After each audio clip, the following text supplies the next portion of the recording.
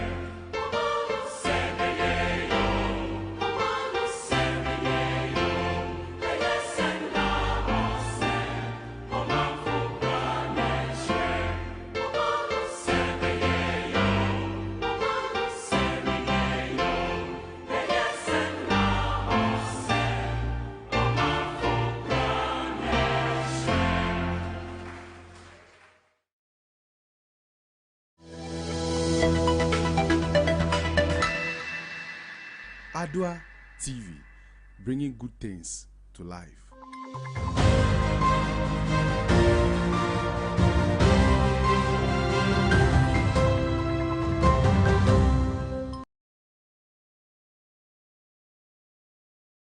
Good morning. It is a fantastic Farmers Friday here on Adoatv Television. Good morning and thanks for joining us. This is the AM News coming to you live from our studios at the John Evans Fifiate Mills High Street in Accra. We also streaming live on Facebook at Adoatv Ghana, on YouTube at Adoatv GH, and around the world at adoanewsonline.com. This is the Farmers Day edition. We are taking this opportunity to wish all farmers out there a happy Farmers Day. My name is Jonathan Amanauto. Some headlines of today's news bulletin. Coming up, Boku's lawmaker Mahama Ayariga has indicated that the first speaker did not give a ruling on minorities motion. Also in this bulletin, following the various chaotic events in Parliament, Adoa News team has taken turns on event and asking the million-dollar questions. Are constituents ready to vote for their members of Parliament come 2024? We'll bring you details of that. And in the world of business, former Finance Minister Honorable Seth Tekpe has added his voice on the 2022 budget, describing revenue target as extravagant. We have details to that and more right now in the news bulletin. Do stay.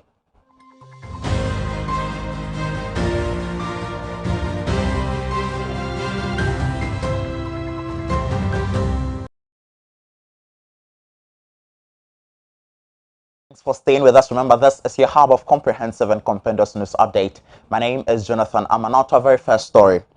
Member of Parliament for Boku Central, Mahama Ayariga, in a press briefing has indicated that the motion moved by Majority Leader Haruna Idrusu has the House rescinded, and the decision it took on the 2022 budget on Tuesday has not yet been ruled upon. The honorable member cited from the votes and proceedings on Wednesday, 1st October 2021, that a question was proposed, debate arose and concluded. However, the speaker only sought to give a ruling and did not rule.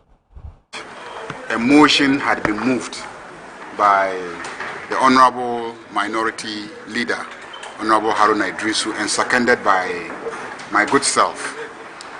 Whether or not such a motion was moved, if you recall, and members of the majority group side in their various media engagements sought to create an impression that the Speaker had not accepted that a motion had been moved.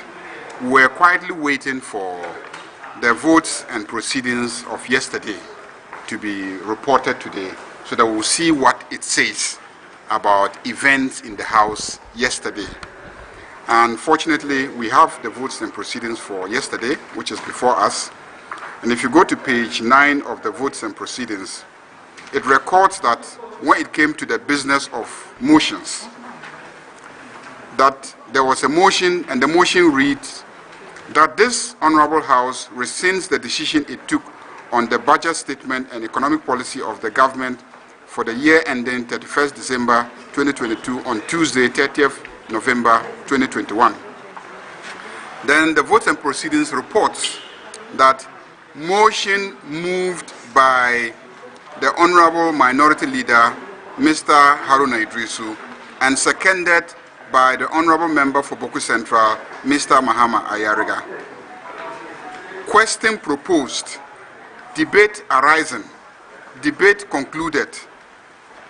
So it is clear from the votes and proceedings of yesterday that the motion was moved, that it was seconded, that the question was proposed by the Speaker, that there was a debate, and that the debate was concluded. Then it now reports that the Honorable First Deputy Speaker sought to give a ruling which was interrupted following an uproar in the chamber. So it then reports that he sought to give a ruling. So that means that he didn't give a ruling. He sought to give a ruling. And then there was an uproar, and that interrupted the process. And then he suspended sitting at 2:25 p.m. Sitting resumed at 4:45 p.m. And then the second Deputy Speaker took the chair, and then he adjourned sittings for the day. So we just want you to pay attention to the votes and proceedings reporting the events of yesterday and then what it says. So the implication of this is that the motion moved by Honorable Haruna Idrisu and seconded by my good self is still pending, and what is left is a vote to be put to the House. The question to be put to the House for a vote to be taken, and then we will vote on the matter. If the Speaker decides that he wants to rule on it, as you can see, he hasn't ruled on it yet.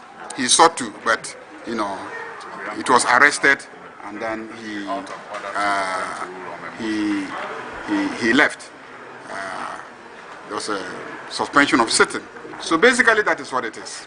We just want to draw attention to this fact because we know that this weekend on Saturday, on all the media outlets, there will be discussions, and then the question will be whether or not a motion was moved, and whether or not a ruling was given by Mr. Speaker, and whether or not it should be a ruling or the issue should be a vote that should end the process. So we just want to clarify this before you disperse. Thank you. Meanwhile, the House has been adjourned to Tuesday, December 7th, 2021. Just to put the question, as many as are in favor of the motion to adjourn the House till Tuesday, 10 a.m., say aye. Those against the motion say no. Honorable members, the ayes have it. The House is hereby adjourned to Tuesday. Honorable Mahama Ayariga, Member of Parliament for Boku Central. Now, away from that, there have been many reactions over the chaos and drama unfolding in Parliament following the approval of the 2022 policy document, with many expressing their disappointment over the actions of their respective members of Parliament. The news team took to the streets to find out whether or not Ghanaians will vote for their incumbent members of Parliament to represent them in the 2024 general elections. Because Yanuma, your trouble mom nina, shares on bed dance papa bia, a year fire submission. Now, Cobasa say, Omono, a momu ye agreement and near Mabia, and your fair. Mrs. say, Omun coma be momo, Omonia dia Ghana, no monia dia, a bear, a bebwam party, and I saw Mancasan. A banner, almost no dear, ye shudder me and immediate to that extent. Until said, compared to me, the idea, dear, say, me MP per se, a course, dear, and dear me, dear, anyhow, Messa Twaman. If you say, we yellow will fear, Uba will fear or show. Now, one over myself, or best dear Effie, Sanya man, now walk one. Edding pa and trouble, am I a Ghana? And mine. Okay. Maybe I remember family who are drinking. Intimate Jerry animal to more mobile. If it's an aqua, Pedro Mamma, Bafi Sika Utria. No one penny for a Kualana Basham was Yamono. More yes, Annie me or parliament here. A dear Nanqualani Suya. And to me, one drink cradom, the Biamacas, the mom Solomon Yan Sanibi. Nasa omon kwa di omon kwa ye eno ansa ye ne yabusu ha enti ade am ye ande niwu pa me sori de so makoto live nasa be se abato one de menyi ni se metu biem.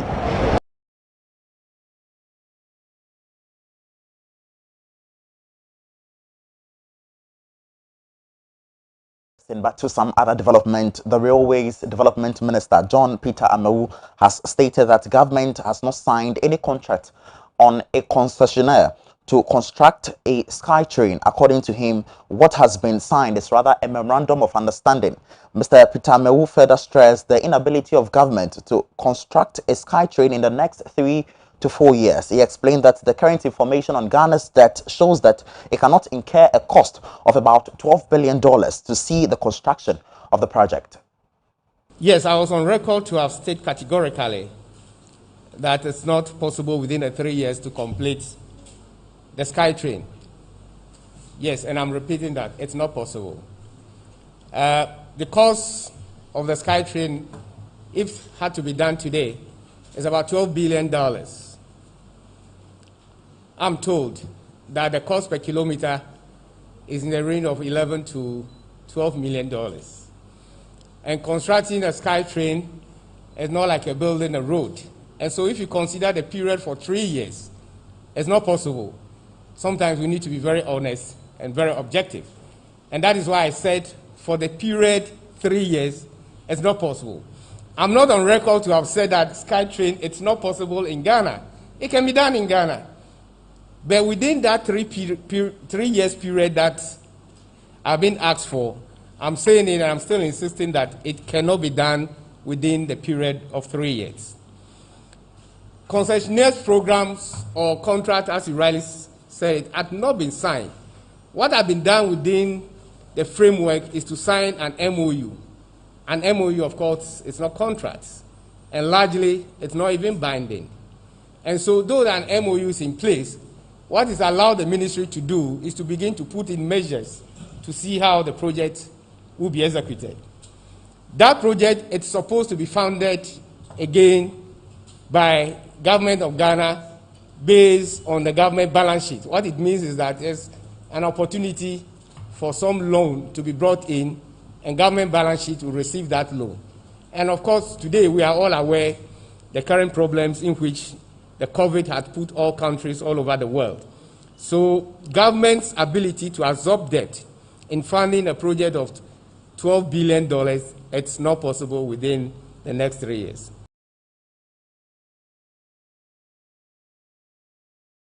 For staying tuned away from that, let's treat some health-related stories, and in line with the Omicron variant updates. In an interview with Nanaya Ado of the Adoatv News Desk, Dr. Simon Ejin noted that vaccination is an effective way of preventing severe forms of COVID-19. This follows an announcement by the Director General of the Ghana Health Service, Mr. Patrick Kuma Abuaji, confirming the emergence of the new COVID-19 variant on 1st December 2021. So the basic thing is that we know there will be quite a number of variants. Like we realized earlier on that Delta came in consumed a lot of lives. Okay, now we also realized another strain of the virus had set in, and it's virtually, there are a lot of hospitalization. This morning I was looking at the number of people who have been admitted in South Africa in one facility, and it's quite amazing. Like you look at a chunk number of people have been admitted just because of one variant. Okay, so now WHO doesn't know even how much or how bad the transmission is, okay, whether compared to Delta, because we don't have a lot of information now. So if you have to even address an issue concerning Omicron, we don't have a lot of data on that. That's how come a lot of people are pushing for the fact that if you address or if you isolate anybody with COVID-19, you need to let the public or the people know about the gene, the component of this virus, so that it's easy for follow-up and for recommendations and encouragement, even to know whether the vaccine in the existence is really going to work for it or not. With regards to the Omicron virus, a lot of people in South Africa have been affected now, but then we don't have enough data to even say that it is quite dangerous than the Delta we had, or it is quite bad and it can cause you to lose your life as compared to Delta. It takes time, and I'm sure within the next few days or weeks to come, we'll get to know a lot concerning the virus. What I know is that even if you've had a COVID infection before, which also gives you some form of immunity at the end of the day, if you are still prone to even acquire new variants or new variants of the virus, like the Omicron. So with respect to whether if you vaccinate, it's good. The vaccination, it's a stop, or it's a way of preventing you from getting severe forms of the virus. So if you get the infection, instead of you getting a bad reaction to the virus, your body has already been introduced to some form of immunity already. So it's likely that you won't develop the severe form of the disease. But then, as to say whether you are completely immune to the new variant which is in existence, I think WHO is really working with some researchers to really come up with other ideas to know whether the old vaccines will really be effective against the new variant that we have in existence. I don't think we have enough data to say that Ghanaians are completely immune once you've been vaccinated. Then it means that we are giving them the assurance that they can even stop using face masks, they can continue doing the things they do, and I think that wouldn't really help us. Just like we know, COVID will still be with us for a very long time until probably we are all completely immune to the virus. But then until then, we need to observe the precautions, okay? And even the nation Ghana should also know that we still have to observe the precautions we started with from the beginning at the airports and at our borders and all that. Make sure that you wash your hands regularly. Make sure that you avoid public places where you have a lot of people. If you are in a room, try and open your levers or whatever you have, so that you get enough aeration into the room. Trying to observe all those precautions will help us to prevent us from contracting this virus. But then if you say you are immune and that you've been vaccinated and you don't want to take any precautions, it may surprise you, because they adapt new ways to really infect the motorists and residents living in and around Pokwase Ablekuma in Accra are living in fear as a street light pole has been bent with its edges in the middle of the road, leading to accidents and posing as a death trap. Residents who spoke to Ms. Na Ankara off camera said all attempts to get the attention of the authorities to correct the defect has fallen on deaf ears. Ms. Na Ankara has the rest of the story. One major factor contributing to road accidents in recent times is the absence of street and traffic lights on highways, throwing many streets into complete darkness, which in turn leads to the collision of vehicles. Just this year alone, road carnages have increased more than the number of people who have lost their lives to COVID-19. Pokwase Ablekuma is a suburb of Accra. Many residents are living in fear over a broken traffic light and a pole. This traffic light serves commuters and motorists on the Pokwase Ablekuma Agape High Street. A high street with the absence of a street light and a traffic light may only be like blind individuals walking in the full glare of the sun. One may meet their untimely death by plying this road. Not only is it a threat to motorists, but also to commuters, as the pole lies on the pedestrian walkway, forcing pedestrians to walk on the main road when they get to that part of the stretch. No amount of words was able to convince residents of this community and adjoining ones to speak to the news team. According to them, this isn't the first time and the last time they will be engaging the media. However, it seems as though authorities in charge have given a blind eye to their concern.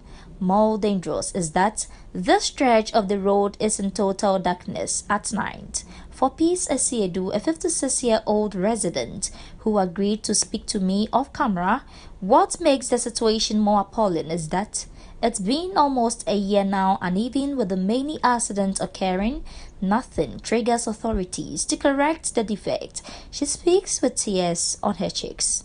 We feel neglected, and it's simple because no high personality has been affected by it yet, she said in a can.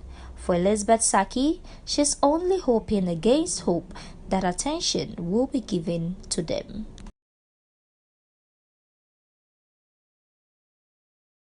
Authorities have their eyes locked onto this. Isn't this the time to wake up to these traps that are being set in various constituencies? Away from that, one's visit to Jamestown landing beach, like many other landing beaches, will always be met with the question of what flags on fishing boats are meant for. While you might be thinking it is just a mere add-on, the fisherman had a different story altogether. The following report has more. Seeing different kinds of flags or emblems on the boats of fishermen appears to be a mere act of work on the boats. Some of these flags are of different countries, party flags, while others prefer colors of the owner of the boat. Jamestown fishermen speaking to Adoatv News on these flags on their boats explained that although some of the flags are just for fashion, there is more to it than just decorations. They said some of them go to places for protection, and upon going, they are given some kinds of handkerchiefs and cloths to come and put them on their boats for bumper harvest and protection. The reason why they have different kinds of flags on their boats is because the kind of flag you are given is the exact flag you are to put on the boat, while some of them mount the preferred colors of the god or the person they consulted.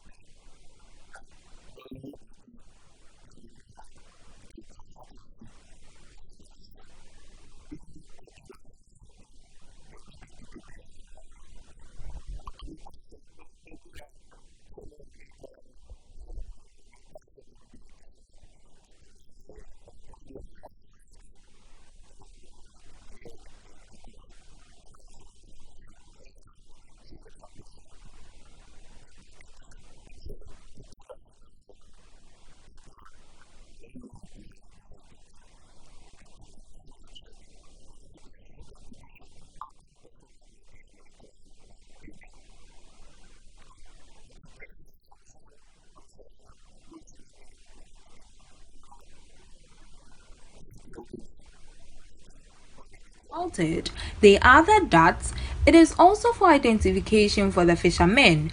If a boat is afar, immediately you see the type of flag on the boat, you will know the person coming, and at times the direction of the flag indicates the direction the fisherman is headed.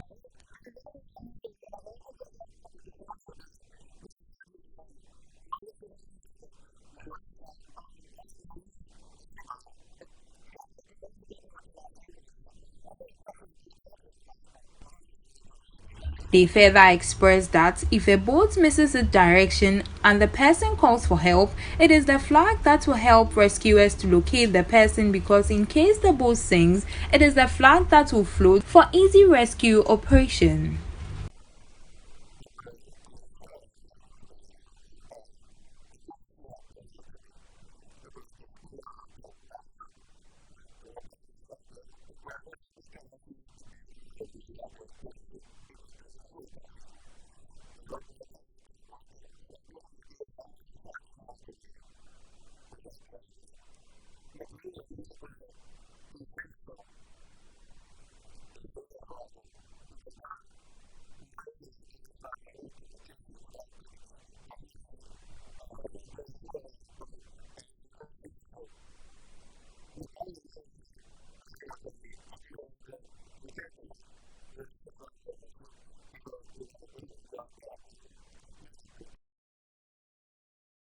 Staying with us, if you're just joining, you're still watching the Farmers Day edition of the AM News right from our studios at the John Evans Fifiatemos High Street in Accra. Now let's look at some updates in the world of business. Former Finance Minister Honorable Seth Tekwe is asking for in-depth details into how the government plans to achieve some of its targets in the 2022 budget. One of such is the government revenue target, which Mr. Tekwe believes is extravagant. Speaking at a virtual 2022 budget review organized by PFM Tax Africa Network, he demanded specific details as to how the government and the Ghana Revenue Authority plans to reach these targets. The government of Ghana is aiming at increasing the tax to GDP ratio from 16% to 20% in 2020. This was revealed by Finance Minister Ken Ofori-Atta while reading the 2022 budget statement in Parliament. Although the government has missed its revenue target over the years, it is still hopeful that it can generate 100.5 billion Ghana cedis in revenue next year, up from the projected outturn 70.3 billion Ghana cedis in 2021. But the former finance minister said Tekbe believes these targets are not feasible. Speaking at a virtual 2022 budget review organized by PFM Tax Africa Network, he demanded specific details as to how the government and the Ghana Revenue Authority plan to reach these targets. The former finance minister said Tekbe is asking for an in-depth details into how the government plans to achieve some of its targets in the 2022 budget. One of such is government's revenue target, which he believes is over-ambitious.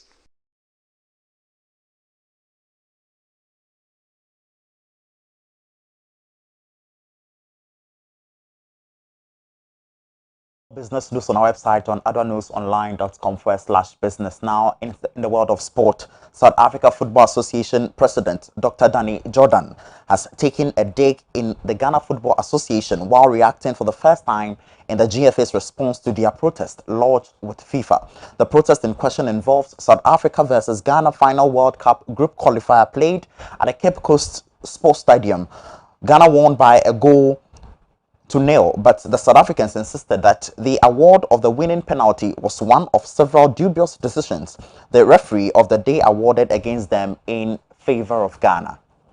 You cannot be schooled by a primary school teacher if you're a university professor. Wow. We have delivered the World Cup. It was voted the best ever World Cup on the African continent. We cannot be schooled by people who are just in the first year in administration. And so we kept quiet. But also, it's our democratic right to exercise the provisions and the statutes and exercise our rights. As we said, it was Senegal's democratic right to look at the statute and exercise the options. And no federation must cast aspersion if a particular federation exercises its rights. What they have to do is just submit proposals to amend the statutes, to say no. Nobody must question any decision of any match. Let us just leave it and amend the statutes. But while those provisions are there, we are within our right to exercise it, and we're exercising it on behalf of our federation, on behalf of the people of the country, and we will not apologize to anybody for exercising our democratic rights. But FIFA cannot strike it down on any procedural matters because they've accepted it and they have sent down to a hearing.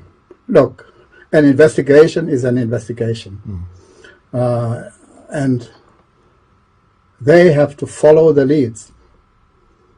And when you ask for investigation, you say, can you investigate this particular aspect? You cannot then say, no, but you must submit. You open a case in the police, they must investigate. They cannot tell you, look, go and bring all the evidence, you make the investigation, and then you bring everything, we must just go to court.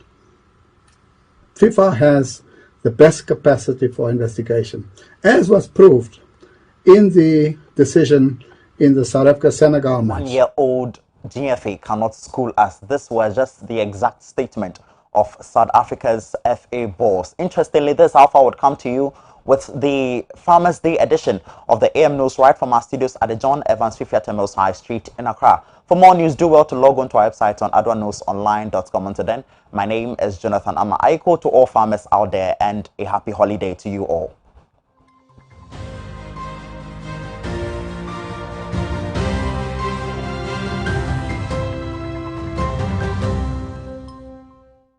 CB makeup now. I'm correct. Why your best mankasa? That's it. Who anyone? Oh, middle. You captures about one for CB makeup sauce. Missy CB makeup sauce and make a year. Yeah, you see men and women's capsules now. You knew the dada. And 1 year packaging I had a pepper. Wow! What a packaging! CB men, any CB women capsules, no packaging is out. And you also no mood any biansan wako do pegi. She are painful. Any about town woman kwada no for. Any kwada won di fie do yen. Enka ho. Susanna. Ghana man man tamase. Dodo Afre 0247 111671 and 0246 578 750. FDA aje edwedin kato yato.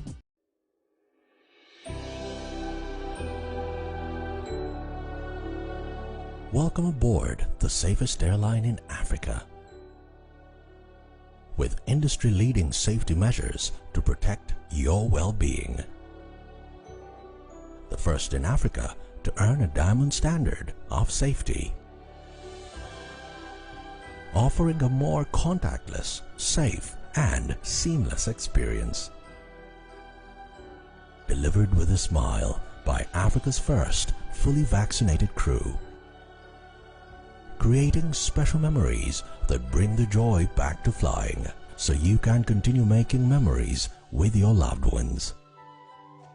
Book your flight with RwandAir today. RwandAir, the safest airline in Africa. RwandAir, fly the dream of Africa.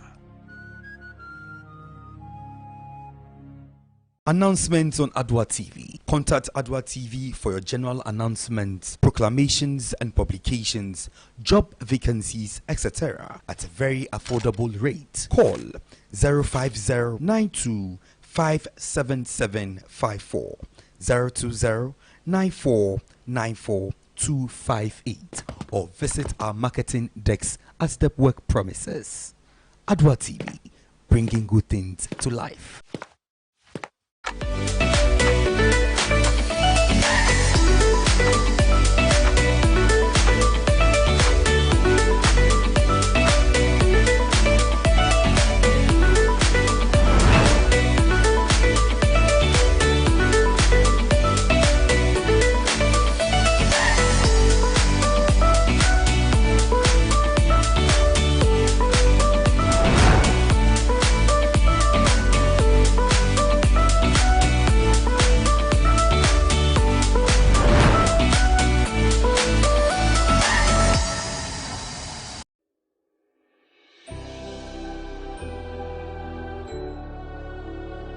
Welcome aboard the safest airline in Africa. With industry-leading safety measures to protect your well-being. The first in Africa to earn a diamond standard of safety. Offering a more contactless, safe, and seamless experience. Delivered with a smile by Africa's first fully vaccinated crew. Creating special memories that bring the joy back to flying, so you can continue making memories with your loved ones. Book your flight with RwandAir today. RwandAir, the safest airline in Africa. RwandAir, fly the dream of Africa.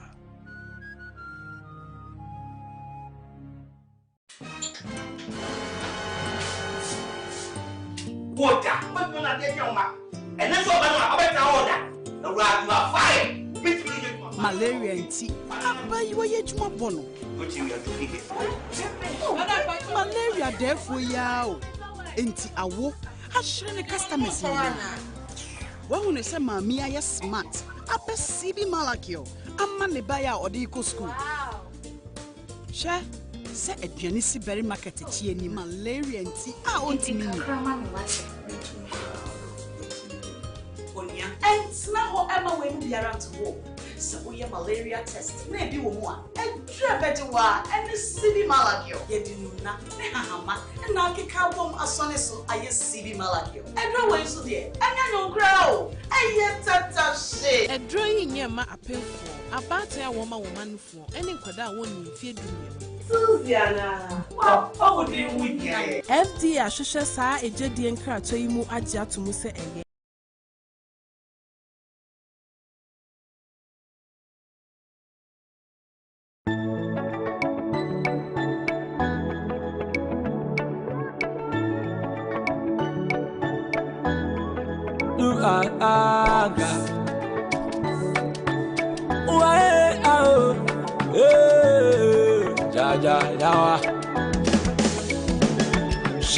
Obini manka walukwa munkobi walutoma minyesika bontobi ashade obini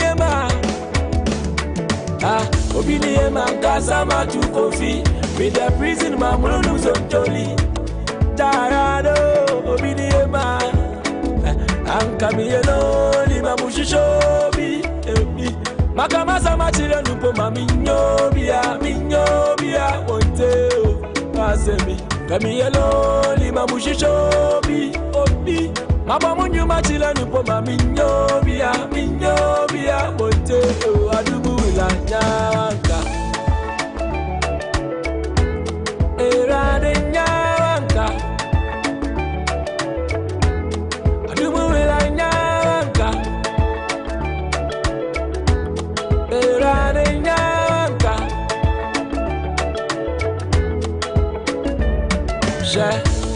Okuyanda su stili yengu wasro kwasu anakume musu we makendi je yadan mosu we steady midama su stili wongu jadi wandu amiti wandu anajide sema yadidan awane wacheche na wale kanchi nyamadugu yado nasuni na entumu ambe se fide sufu we fide bubu makofi mulu cruising na meja savena irade nyawa waya ya mantasi nyawanka au shade nyawa shohinu bakwe nyawanka adubu wila nyawanka irade nyawanka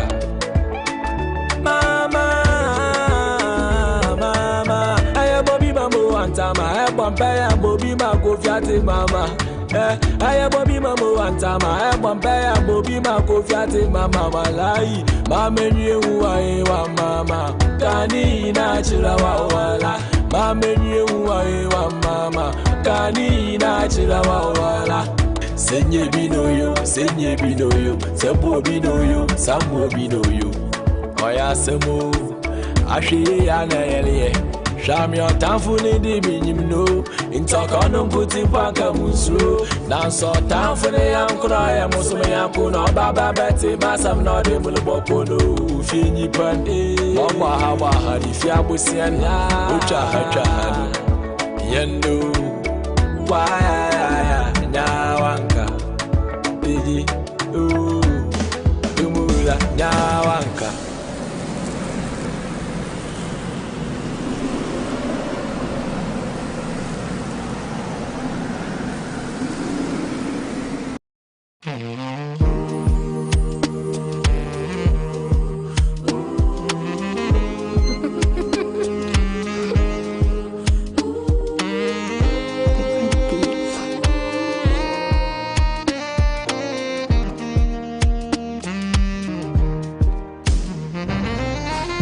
Say na me serious.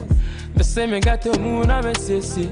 Ya kwa mi kubi ya ba me ba na me nya se kan ya ma konta cause we are simo bi show bi be timi ya ju ma den na ma jipe aban yi meta so men chinipi inside ka krevi men boni mi Friday wa kubi na ma club mi nyamba ya wa kubi na ma choke one corner one gana so oti asia na yama I brand to my bro mi nyan kamada ba music na me vem no aba na me vem no aba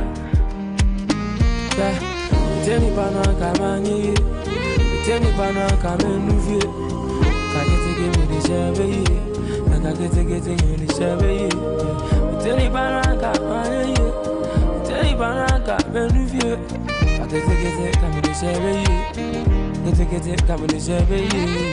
Praise the Lord, hallelujah in the highest. Nyawaye nyo nyame, wasile nyo nyame. All by your mercy and your grace, I am grateful. You've turned my life around, now I'm a shining star. Last year by this time I'm daddy. Me this cow, me go to but I'm a planning. I know what I could do more routine I have me.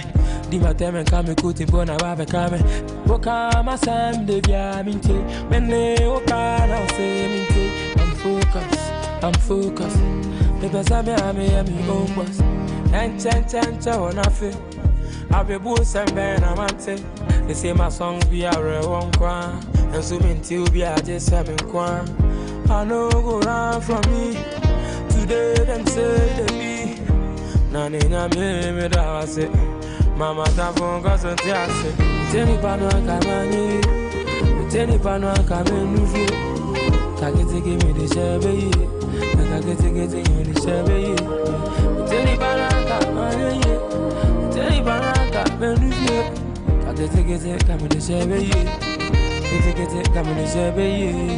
Praise the Lord, hallelujah in the highest. Nyawaye nyo nyame wasile all by your mercy and your grace, I am grateful. You turned my life around, now I'm a shining star.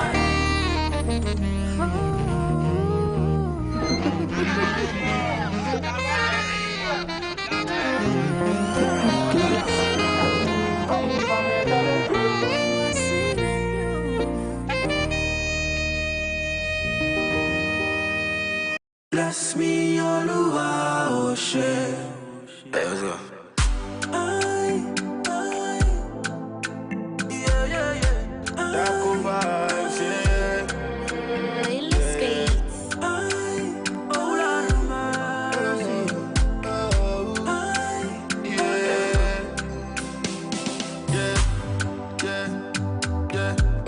Me, I know they look another man, yeah, yeah. I know go throw stone, then I hide my hands, yeah. My life, it be moving me, I be bad man, yeah. I be ghetto boy, me, I be bad man, yeah. Well, no joy, guess all them can fight, mama. Well, I try to see, sing, get me, yeah. If I tell you my story, you're my brother, you go cry, oh. Bring that shine, until you bless me. Today be today. Me too, I deserve your blessings. I won't go until you bless me. Today be today. Me too, I deserve your blessings. Baba Oluwa Oshe.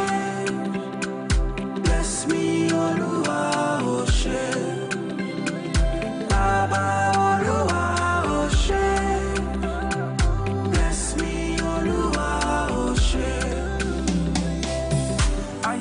what you have done for my brother, man. Why me, I no big brother, man.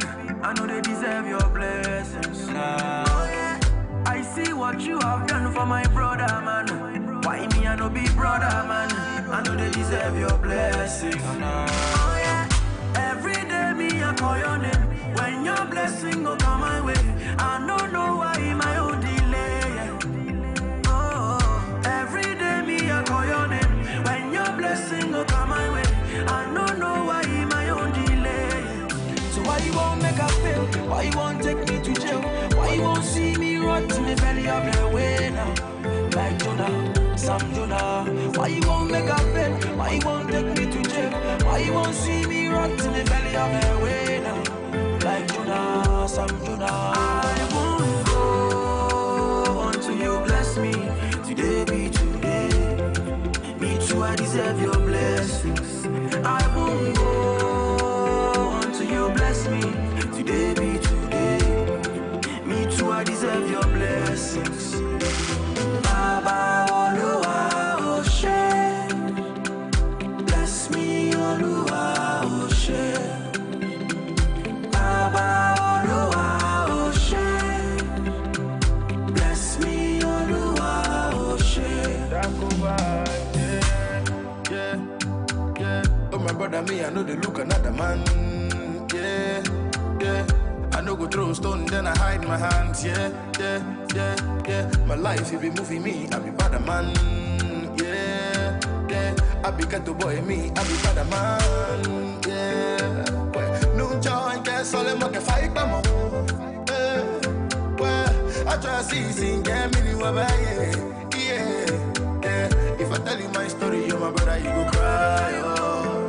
Yeah. I'ma bring that shine, oh, yeah. Until you bless me, today be today. Me too, I deserve your blessings. I won't go until you bless me, today be today. Me too, I deserve your blessings. Baba Oluwa Oshe, bless me Oluwa Oshe. Baba Oluwa Oshe.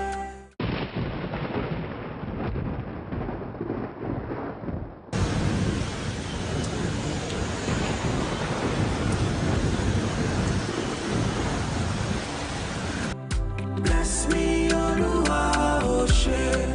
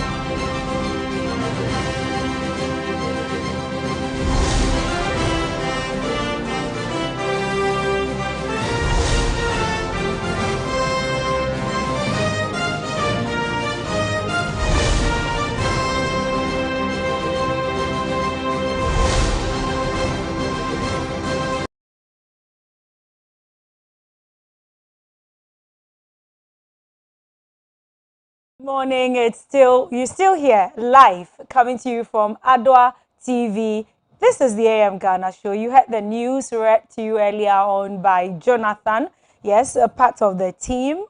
And I'm here, Lady Julia. I wouldn't be doing this by myself. Reginald Ade will join me later. But I just want to welcome you into a beautiful day such as this. It's the third day of the month of December, the very last month of the year, and I know you are getting ready.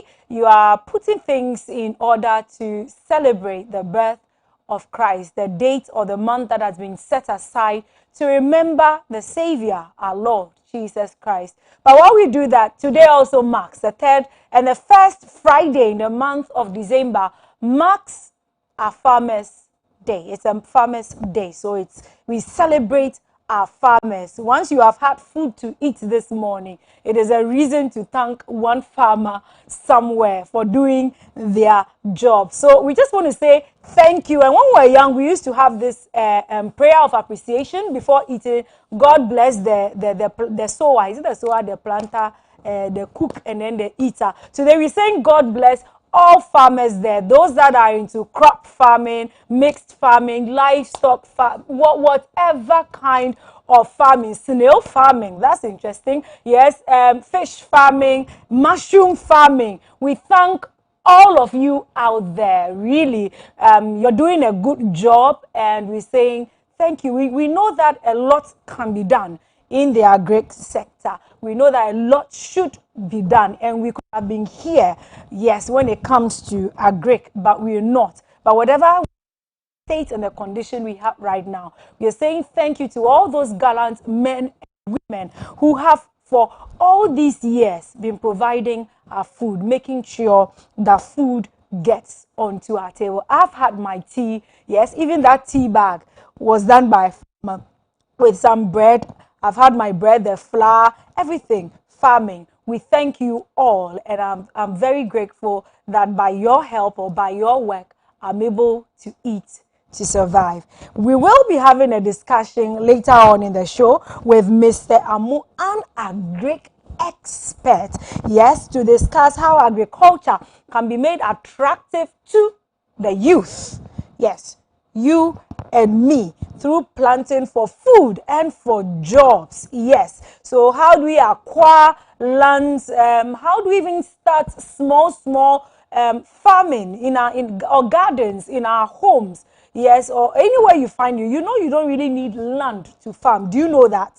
Do you know that? Well, I remember some years back I practiced a little what we call bottle farming, where we use gallons, bottles, cans, anything you can get. And we planted. Yes, I have had benefits. I have reaped some benefits from it, though not to the large scale as I would have loved. And I stopped at a moment when I wasn't home. But I'm asking you, do you know you can do something about the agriculture in Ghana, development in Ghana? You can do your little to feed your home so that that little that you would have bought can go to other places. Yes, that's agriculture. So thanking all our farmers. Yeah. Today is Farmers Day. So while you're resting in the house, if you can, if there's a farm close to you, go there. Go and pick a cutlass. Do something to help one farmer or the other. Remember, it's still a Friday, and we thank God it's Friday. While you prepare for this long weekend, make sure that in all you do, you give praise, you give thanks to the one who gave you life and the one who is blessing you from on high. I'm talking about the Almighty, the Abba Father. We'll go for a quick commercial break. We'll be back with more. Don't go anywhere. I'll be right here.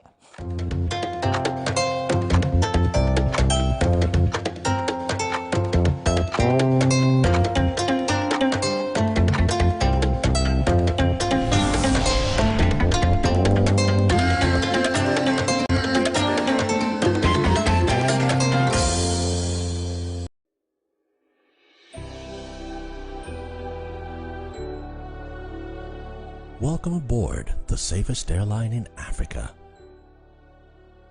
With industry-leading safety measures to protect your well-being. The first in Africa to earn a diamond standard of safety. Offering a more contactless, safe, and seamless experience.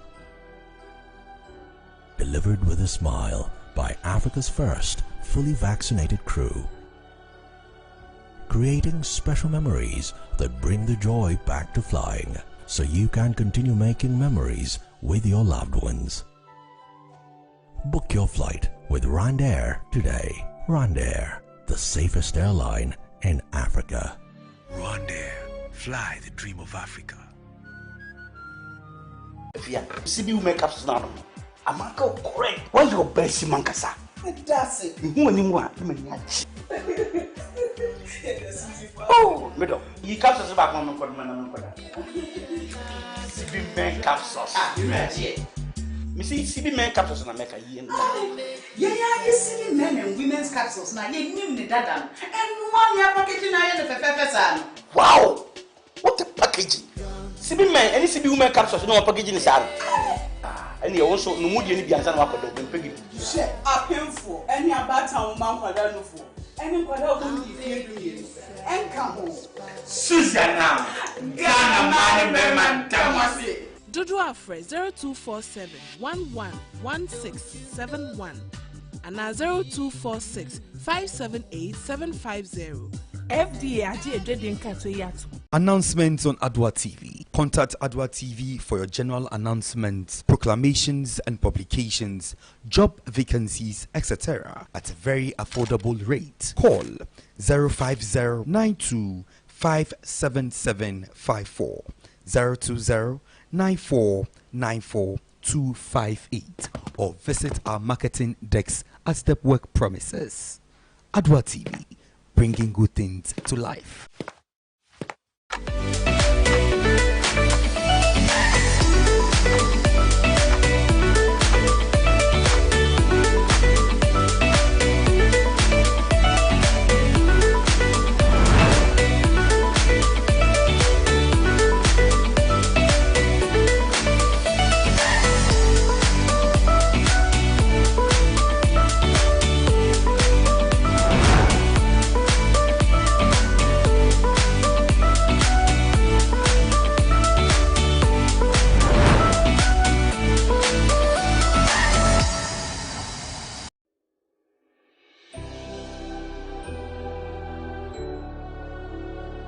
Welcome aboard the safest airline in Africa.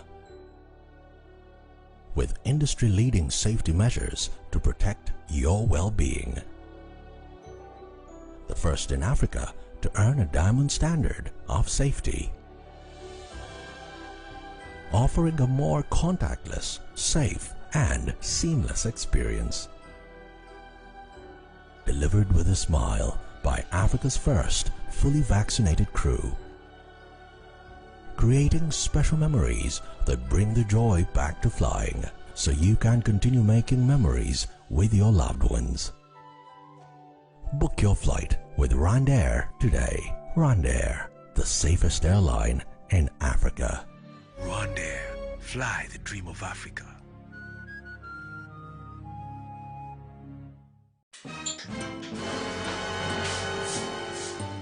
Water, but you're not getting your and that's all I'm order. The rag you are fire. Malaria and tea. But you are yet more bono. Malaria, therefore, yao. Enti awo. Ashene customers. When you say, Mammy, I smart. Upper CB Malakio. I'm money buyer or the eco school. Share. Say a pianisi berry market ni malaria and tea. I want me. And now Emma when we are out to walk. So we have malaria test. Maybe one. And better and the CB Malagio. Yedinuna, Nehama, and now kick out bomb as soon as I CB Malagio. And no way so dear. And I know grow. And yet that shit. A drawing yama a pen for about a woman for any quada won't in fear. Susanna, what would you with FD Ashusha sa a jedi and crack to you aja to Musa and Fox speed. Roll it.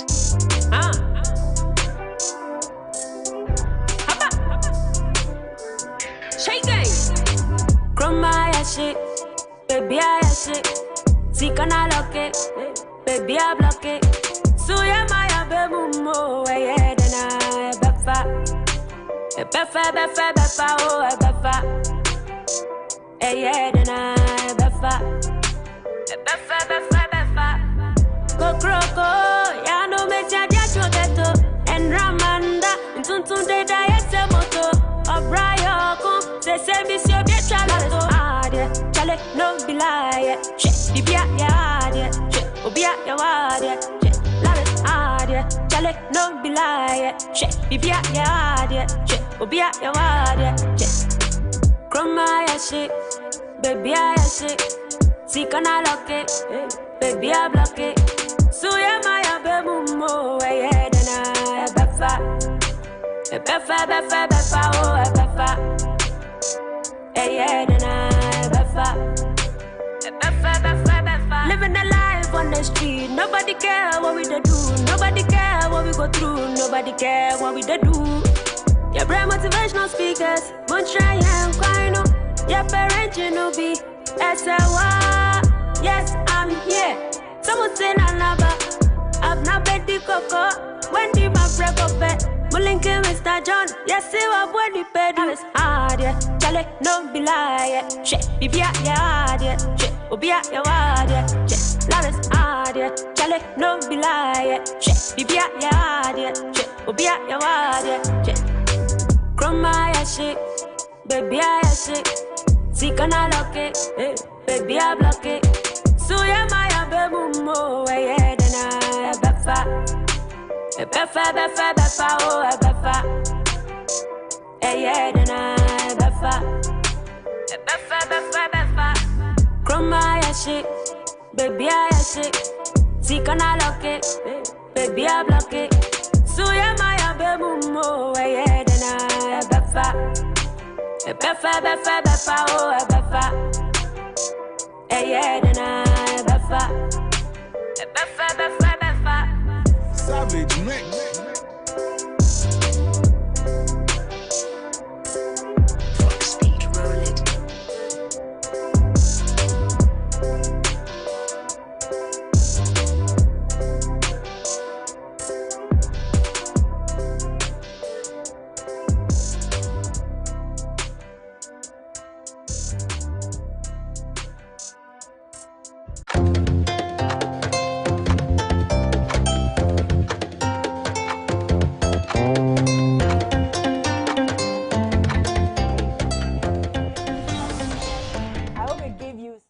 Good vibes for the morning. Yes, I have with me here one gallant member of the NPP. He is part of the communications team. He's a member of the communications team for the NPP. And we just want to do some discourse on certain political issues, especially what has run the course of this particular week and landing on our laps for Farmers' Day today, Friday, the 3rd of December. He's a no mere person than Mr. James Brown. Mr. James Brown, good morning. Good morning. And how are you doing? I'm so blessed this morning to be here. Hey, it's like you wanted to steal my show. I usually say I'm blessed and highly favored. So because of that, I'm giving you the opportunity to ask me how I am, so that I can flow with but it. How are you doing too? I am blessed and highly favored. Thank How's God. the morning been for you? Well, I woke up very early today Hmm. because I have to rush here to be on time. Mhm. This is my first time in your studio, so then you're yes, welcome. thank you so much. I didn't want to, come in late. So my settle morning down. has been very, very early for me, and I know it will come with a lot of, blessings and all Good that. things. Yes. That's good. And we are happy to have you and to host you myself. I am happy to represent my team in hosting you this morning. So unfortunately, we just I wanted us to go into issues of parliament, but before that, we have to pay honest to our farmers. So any word for our farmers out there? I don't know if you know a farmer. My uncle is a farmer into mixed farming, so I have a special message waiting for him. But do you know any particular one you want to? Yeah. Myself, I'm a farmer. Oh, okay. Then happy Farmers Day. Thank you. You're You see, welcome. I think issues about farming should not even be restricted to just the people that grow and even the consumers, because they complete the whole, farming cycle. And so, indeed, it's not it's in place to extend, Happy Farmers Day to all Ghanaians, whether you are an actual grower or even a consumer. And so this morning, myself and other colleagues, I am not into large-scale farming though. Okay. I do just the subsistence one, just the backyard, grow some few plantains and then make sure that the family survives on something that is grown from the home. And so this morning is in order to extend, congratulations to all farmers and to applaud them for having held this country, for all these years. Indeed, if you look at the agricultural sector, it's a sector that has contributed so much to the growth of the whole national economy. And so today is not a mere day at all. We want to applaud our farmers and to thank them for taking time to grow what we eat, and to also applaud the government, because indeed you can't talk about farming today without talking about government's policies vis-a-vis how bounty we have now in terms of food and all that. And so government's policies like planting for food and jobs, planting for exports, rearing for food and jobs and all that. This is a deliberate attempt by government to make sure that we expand the agricultural industry, and to make sure that Ghana do not return to the days where we call something the chain, where Ghanaians were very hungry. And so I want to thank the president. And today, by the end of the day, we'll see how much the president would, demonstrate his commitment to the growth of that sector.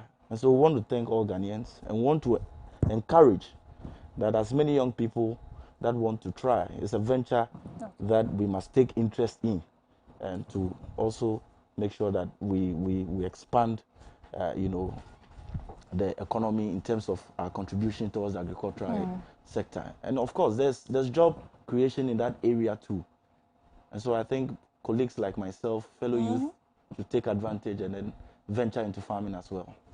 That's the very little I want to say. All right. So you brought this up, how the government of the day policies that they have outlined for the agriculture sector. Can you help us? Maybe just one or two of such policies that is actually meant to boost the agriculture sector, because yes, some people want to know. Yes. I rightly mentioned the planting for food and jobs. If you go to the Ghana Investment Promotion Center today, the export that we do to other areas has largely increased. Okay. What it meant was that prior to the coming of this government, we actually had to import certain basic foodstuffs. For example, tomato and all that. You see, the agriculture sector was even growing at a negative rate prior to the coming of the NPP government. And so today, if we have a positive rate, it may not be that huge, but I'll cross-check the facts and give you the rate of growth. But it tells you that if government focuses its efforts deliberately on the agriculture sector, it means certain significant growth will be seen in that area. And so for planting for food and jobs, for example, I don't think that you deny the fact that food is in abundance. Okay. Currently, even with the advent of COVID and all that, still Ghanaians are able to find food and all that. It tells you that this is proper planning and proper investments into the area of agriculture done by government. And so even poultry, if we talk about poultry as a subsidiary of Agric, you are able to see that government has made, initially we were even importing chicken and all that. Are we saying we are no longer importing Well, chicken? you look at the quantum, because definitely some people prefer some of these imported, products, and you can't take their taste away from them. But you look at the quantum and how well we have, because all these things have an implication on the economy in terms of the exchange rate and all that. And so I think government has done so much, and this is a government that cares about farmers, even fertilizer, supply and all that to farmers. This is a government that cares about the ordinary farmer, and so we can't take that away from the government at all. We need to applaud the government on a day like this. I'm sure by the end of the day, you hear the Farmers Association and the unions, how they would discuss, government's effort towards them. Because today, everywhere is for farmers. And so definitely, if there's anything that government is not doing right, we also welcome it, that we will talk about it to see how well we can expand the agricultural sector. And so government is doing its bit. We may not be 100% with that area, but the success that we've made in that area must also be talked about, so that we Okay. know that we've moved from a point one to a certain point, and then gradually where we want to get to, we will get there. All right. Okay, I think we can take that. But what do you think, or what you think are some of the steps that we can take as a country, or even as a government, to make this, just besides the planting for food and jobs?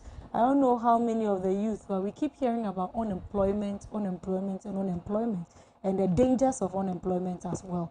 And then we also look at some policies such as the planting for food and jobs.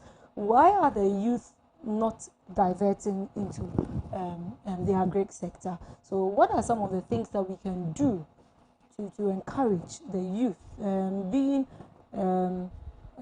part of the government, being part of the NPP? What do you think are some of the ways that the government, some steps, some procedures, something that the government can do to make agriculture more attractive to the youth? Well, I think this is an issue that predates this government. Yes. And we, like you're saying, there must be that national conversation to try and then arouse the interest of youth like myself to try the sector. Indeed, I don't think government has turned a blind eye on some of these things that we have spoken about. We also as youth must also cultivate the habit of or have that spirit of venturing into areas that we may not necessarily be so conversant with. For example, farming today, most youth that grow in the urban areas do not have that experience of farming. And so it's difficult to convince a youth to consider that. All we know about is this white collar jobs and how to, find a by day job and then get something. So something like incentives. For example, this budget that has been introduced, this You Start project, I am sure that when the legislation comes up, there will be areas that will be, focusing on youth that will be interested in agriculture, so that there will be some startup capitals or some push-ups for them, so that we can have majority of the youth attempting to, grow what we eat. Indeed, doing agric is very expensive, and sometimes just even the seedlings, acquisition of the seedlings is quite difficult. But I believe even when you look at you remember the Green Ghana project that government embarked on. Many seedlings were given out for free, and I know many youth like myself took advantage of the planting for the Green Ghana project. And they had some coconut seedlings and all that. Today, some people are growing it and it's growing very well. And so, government is doing its bit. The interest, first of all, must be there. The interest, first of all, must be there, and the will to do. Then there are other opportunities. I'm sure if you go to the Ministry of Food and Agric and you're a young farmer, you go there for support. There are agricultural extension officers who can be deployed to your farm to assist you with some maintenance culture and some things that will help you grow your farm. And so all is not lost. The interest, first of all, must be there. If you're a youth and you're listening to us this morning, we encourage you to, begin to have ideas around farming and take the necessary step.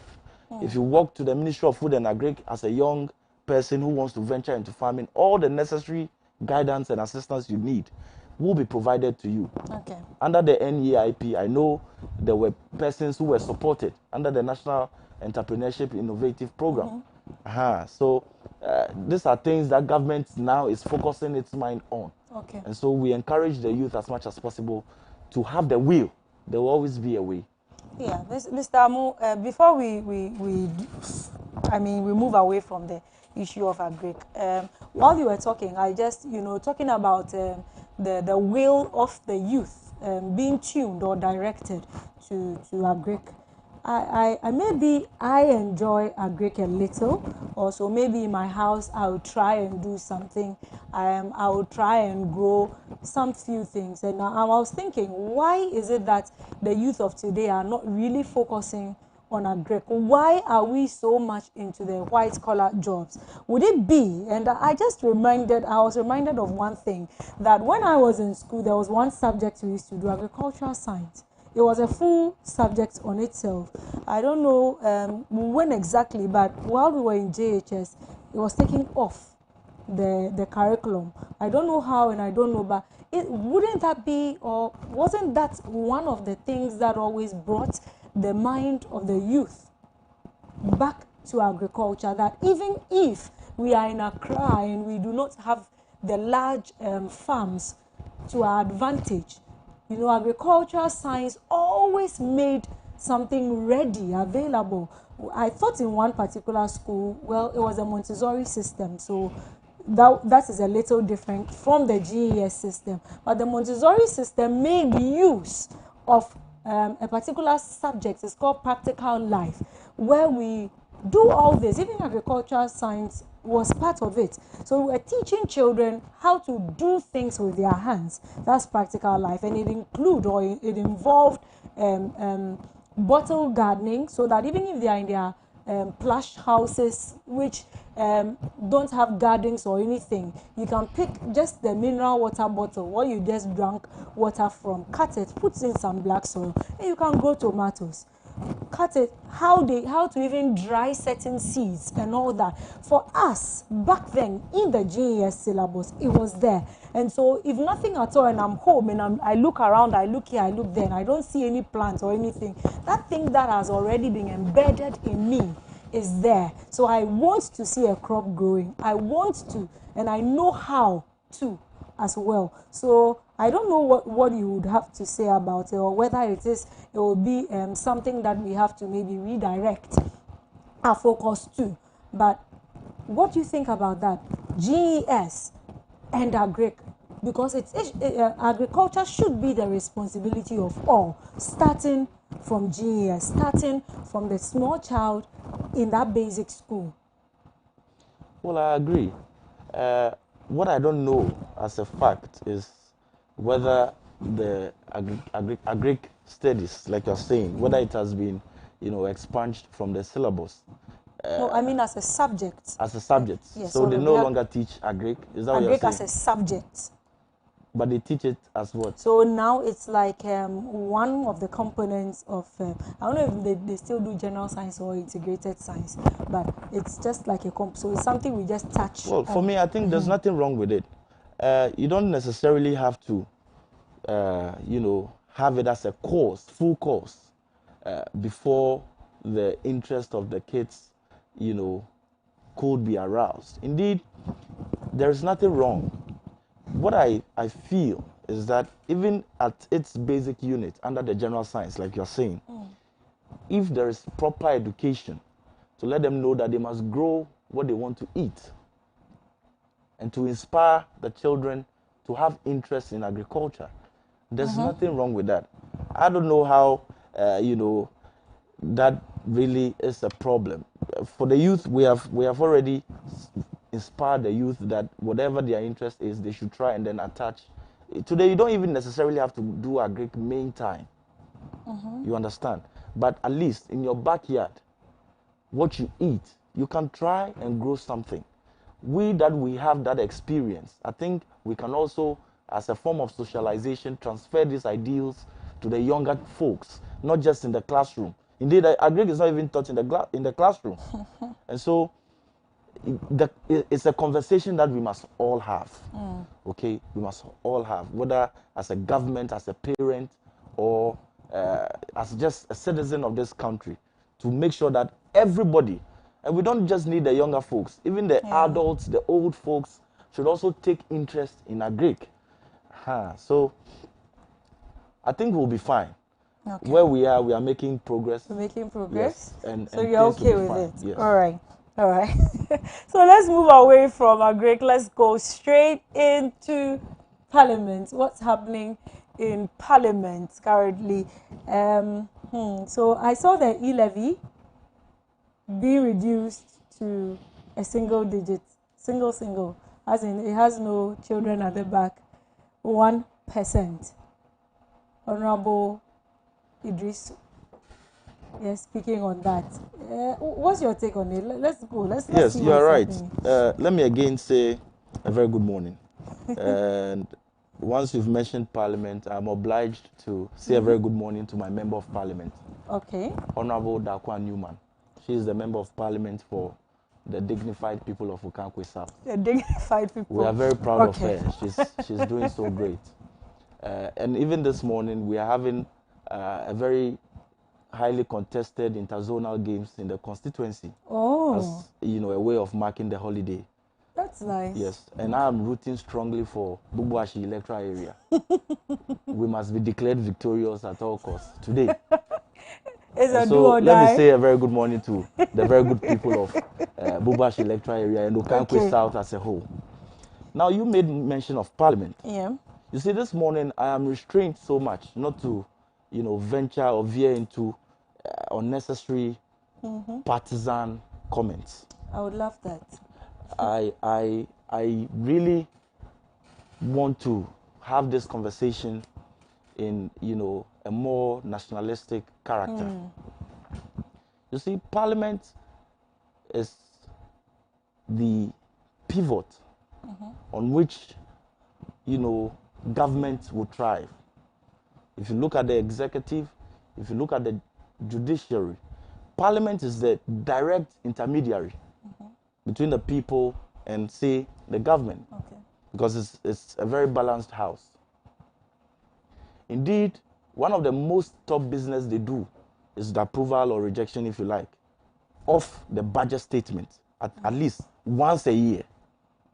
And so we would expect that Parliament will attach all seriousness when it comes to, the event of, discussing and then approving, or the talks about budget, or the presentation of a national economic policy.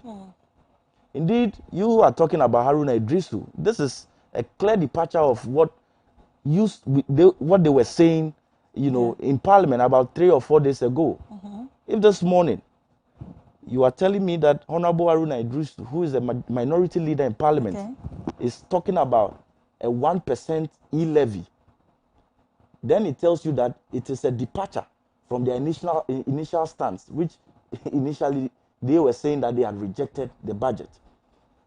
But where did all these things come from? The finance minister presented an economic policy on behalf of the president. And indeed, after the presentation, many Ghanaians have, started talking about one particular component of the budget statement, which is the e-levy.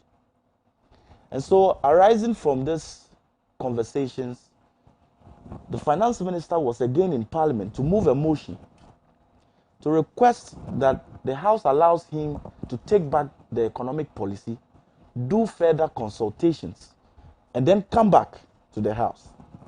The minority were so fiercely opposed to that proposal. Yeah. And indeed, today, it tells me that that single action that the minority took to oppose the withdrawal of the budget to further enhance consultation was not in the national interest. It wasn't. Because if it was, and today he is proposing a 1% reduction of the e-levy, then at the time that the finance minister came in to ask for a withdrawal, they should have pardoned the finance minister to go back, talk to them. Okay. So I'll hold you on that, just because I want the other side to have the chance of hearing these and then responding as well. So we are going to have Mr. Let me get his name right. That's Ahassan Imin Abdallah. Yes, so we want to go on a very quick commercial break. We'll be right back. Don't go anywhere. We just need them here to have some responses and see their side of the matter. So we'll be right back. Don't go anywhere.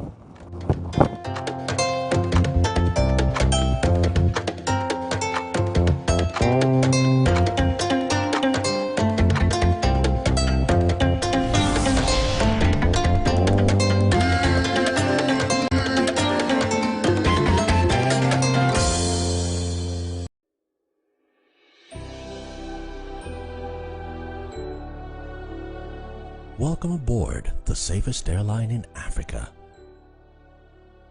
With industry-leading safety measures to protect your well-being.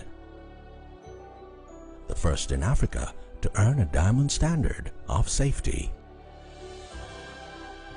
Offering a more contactless, safe, and seamless experience. Delivered with a smile by Africa's first fully vaccinated crew.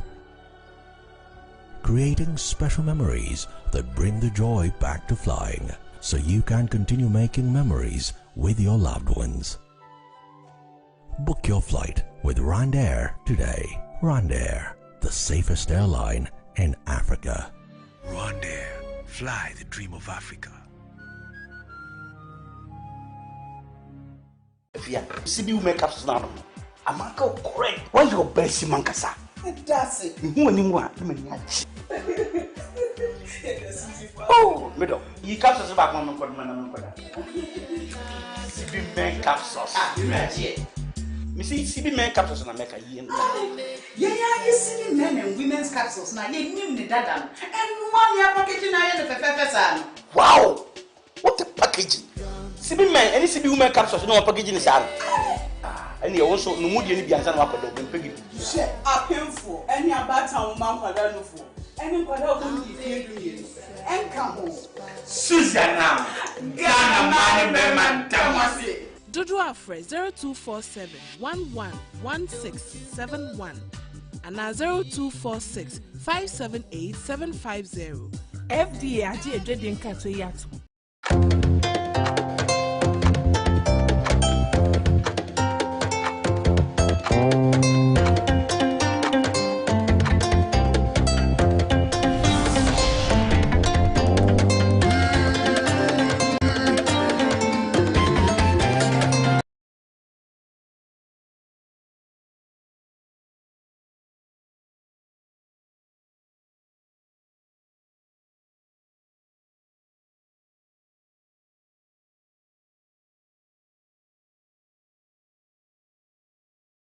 As I promised you, Mr. Abdallah is here.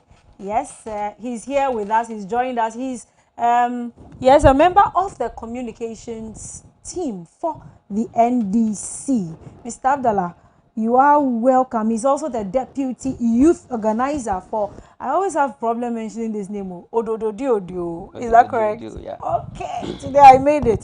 So you are welcome. Thank you for joining us. It's rather funny that you are both in this our traditional smock. Yeah, it looks like a planting. Well, I'm sure you that's discussed a sweet it. coincidence. This is telling us that they are one, and I hope they'll be united in whatever they do.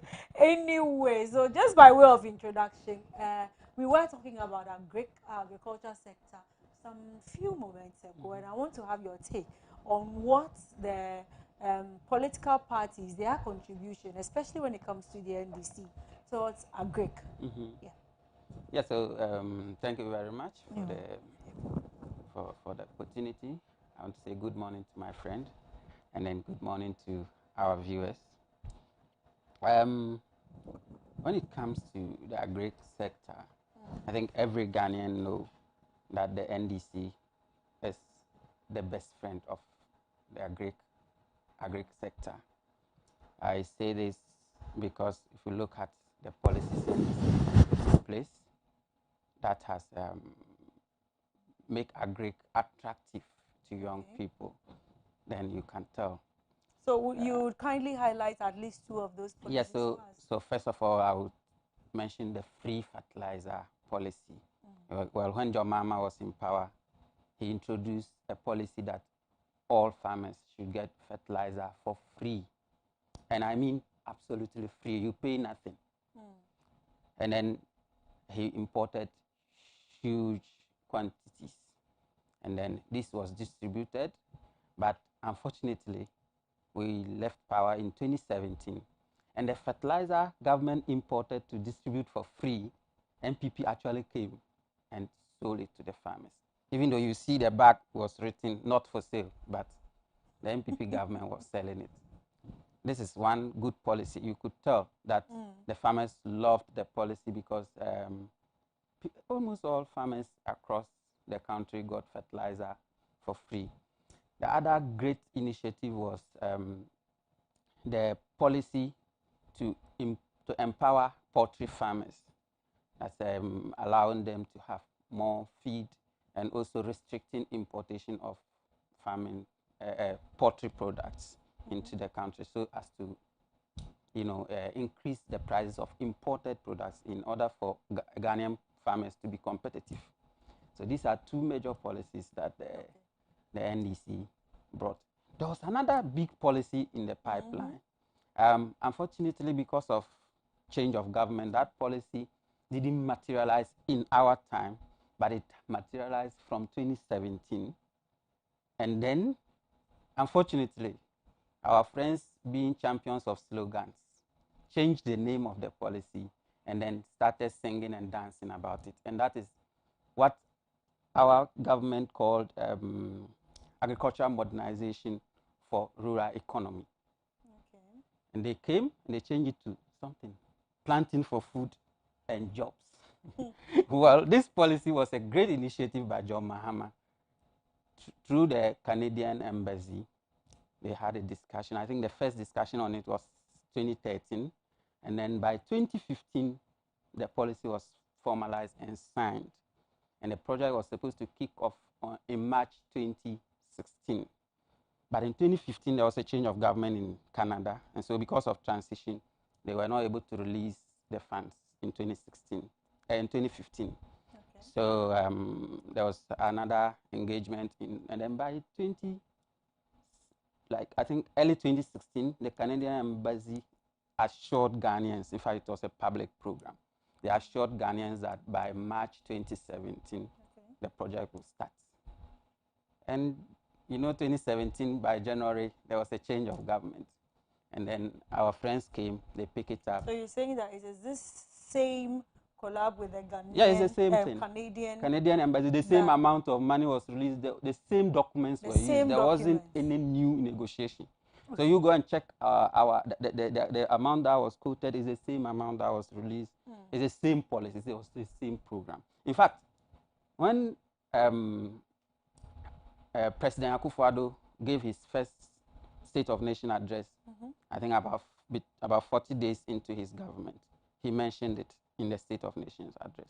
And everybody knows that it is not possible for a government to negotiate for such a huge project in a matter of 40 days in government, even when transition was still going on. It was just the same project that Canadian government gave Ghana that they continued. But when they came, they decided to change the name. That was the only change they made to it. They didn't add anything. Perhaps the only thing they added was to politicize it. Instead of sending it to farmers, they started giving it only to political party members. I think that's all that they added. So yeah, we've been a friend of the farmer, and the farmers know that as well. They've seen how this government has has collapsed the farming industry. This year, I'm a farmer myself. In fact, I've not two farmers. Yes, okay. I've not harvested my rice yet. This year, I don't even know how to explain this. So this year, when it was time for me to apply my first fertilizer to my farm, we combed the whole country and we didn't get fertilizer to buy. You combed Ghana. Ghana. Yes, we didn't get fertilizer to buy. Well, and when it came after a few weeks, the prices went skyrocketing. Yes. So tell us about the price. What was the expected Initially, price? we expected between 150 and 180 per bag. Ghana cedis? Ghana cedis, yes. But when it came, I bought it for 250 cedis per bag. And I have receipts to show. So this government, I don't know what they are saying. Look, as we speak, the poultry industry is struggling. Just recently, the Greater Accra Poultry Farmers Association wrote to government of Ghana for clearance so they can start importing poultry feed from Burkina Faso. They want maize to feed their birds, and there's no maize. Just Makola number 2 here. A bag of maize is going for 500 cedis. Something that was less than 200 cedis is going for 500 cedis. Why? Because Ghanaian farmers are not able to produce enough. Why are they not able to produce enough? Because there's no farm input, so we don't have fertilizer, we don't have chemicals. So now private individuals go and bring it, and then they sell it at a very exorbitant prices. So some farmers just choose to go. They don't apply, they just follow the natural weather and to see whatever they can get. And because of that, the yield is very low, and so the prices are very, very high. So now poultry farmers are looking for food to feed their birds they won't get, and then farmers are also looking for him. So it's connected. Nothing is working again. The agri sector is on its knees just because this government don't even know where to hold when it comes to the agri sector. So yeah, for the agri sector, the NDC, of course, is always the best friend of the agri sector. Okay. Yeah. So I'm having two conflicting views right now in my head. And since you were not here earlier on, perhaps you would not understand my position right now. I will understand. You tell me what's the conflict? The conflict I'm having is so Mr. James. Hey, I love your name, Papa. Mr. James Brown. He's Mr. James Brown. Talking about the agri sector running into the negative. That is before the Akufo-Addo government coming in, and now it being better. You also, funny enough, you touched on poultry farming as well, which you also did touch on. He did say that poultry farming is getting better. So now I'm having two conflicting views here. I'm wondering what is the actual situation on the ground. No, before you come in with that, I'll let Mr. Amu just a minute to respond to that for me. Yeah. I think in my opening remarks, I made it clear that I'm restrained this morning not to veer too much into, too extreme partisan, views. But I think my brother has dragged me into that lane, and I would want to, move there cautiously. Indeed, this is a government, I'm talking about the NDC government, a government that could not even grow a single sugar cane to support their Commander Sugar Factory. This is a government. And so if this government tells you that he's a friend to the farmer, I mean, clearly it tells you that this is a contradiction. They couldn't even grow just a single sugar cane to even feed the Commander Sugar Factory. Even today in Parliament, government is reviewing the 50% benchmark policy that was introduced on, imported products. And among some of the products that government is trying to review to make sure that we, encourage local producers to do that more, other than importing those things, includes some simple things like even poultry, tomato, some of these basic things that we have in this country. This same NDC is in Parliament telling government that government should not consider the review, that the 50% benchmark must still carry on for all those products. Is this a government that is concerned about the poultry or the agri sector? This is certainly not a government that cares about the agri, because if it did, it would have, understood government's policy, why we need to encourage local producers to substitute all those things that were on the rise as far as import was concerned. But today he's here comfortably telling you that he's a friend of the farmer. This is the politics that we do in this country. Today, this morning, you have told me that his minority leader in Parliament has rescinded his decision on the e-levy and says that he wants a reduction to 1%. They don't look before they leap. They make those partisan views strongly, and then later, when they find out that they were not so nationalistic in their view, then they backtrack. Well, I cannot say that they didn't do anything in agri. I cannot say that. But indeed, if you look at the results, that, how it affected our national economy, that is where I'm basing my argument in. Before the advent of the NPP in government, the NDC had taken agri into a negative run. Farmers were complaining. Everybody was talking. But if you choose to buy a fertilizer from a private investor or somebody who is selling it I mean, there are private investors who sell fertilizer, and you buy it for 150 cedis or 250. That cannot be blamed on government. I choose where to buy my fertilizer. If I move to a shop and buy fertilizer 200, does that mean it is government that is selling it? Government is giving farmers free fertilizer. It's a policy that still holds today. And so I don't know what my brother is talking about. Indeed. Indeed. You understand? So clearly, I want you to understand that they have a character. These NDC people, they have a character of always making it look bad. Then later, they will say, oh, we started it. Everything in this country, they started it. You said planting for food and jobs. Yeah, that's what I want. Planting for food and jobs. It was launched in April 2017. He said 40 days in government. The MPP came into government on the 40 days I said was the nation's address when President Akufo-Addo mentioned it. But if he mentioned it, it didn't mean he was mentioning it because you had mentioned it or you said you would do it. He was telling you his vision, and indeed, if he was addressing the nation on the nation's address, he indeed need to tell you what his government plans to do for farmers.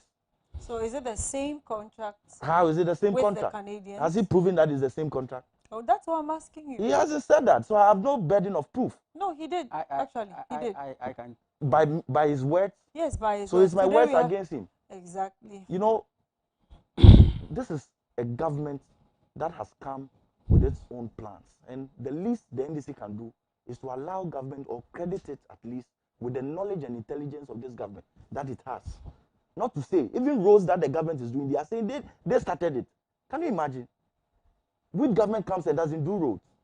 So everything that is done in this country today under the Nana Akufo-Addo's government, it was started by the NDC. No, don't let us deviate even onto the road. So just this particular issue. No, I'm making a point strongly. Yes, I get you. But if we start bringing in, the other part, you will also go and pick from another. Very well. And then we will we will not. But the point I'm making is that everything that the NPP does cannot be said that it was started by the NDC. Obviously not. Yes, obviously and more not. in particular, the planting for food and jobs is an initiative of the NPP government. And indeed, it's not just planting for food and jobs. I've told you it's about rearing for food and jobs. Okay. Has he spoken about that? Was it part of their plan? When we said we were doing free SHS, they said it can never be done. When it was done, they said they started it. This is the NDC I'm talking about. I rest my case. All right, so you get to respond. In a very funny way, he has raised his case. Okay, so let me tell you something. I want to just touch on a few of what he just said. First of all, it is not true. I'm sure people are watching us. It is not true that fertilizer is still being distributed for free. It is not true. In fact, the Minister of Agri is on record to have said that they are subsidizing it, not distributing it for free, because according to him, when NDC was distributing it for free, smugglers were taking it and sending it outside the country.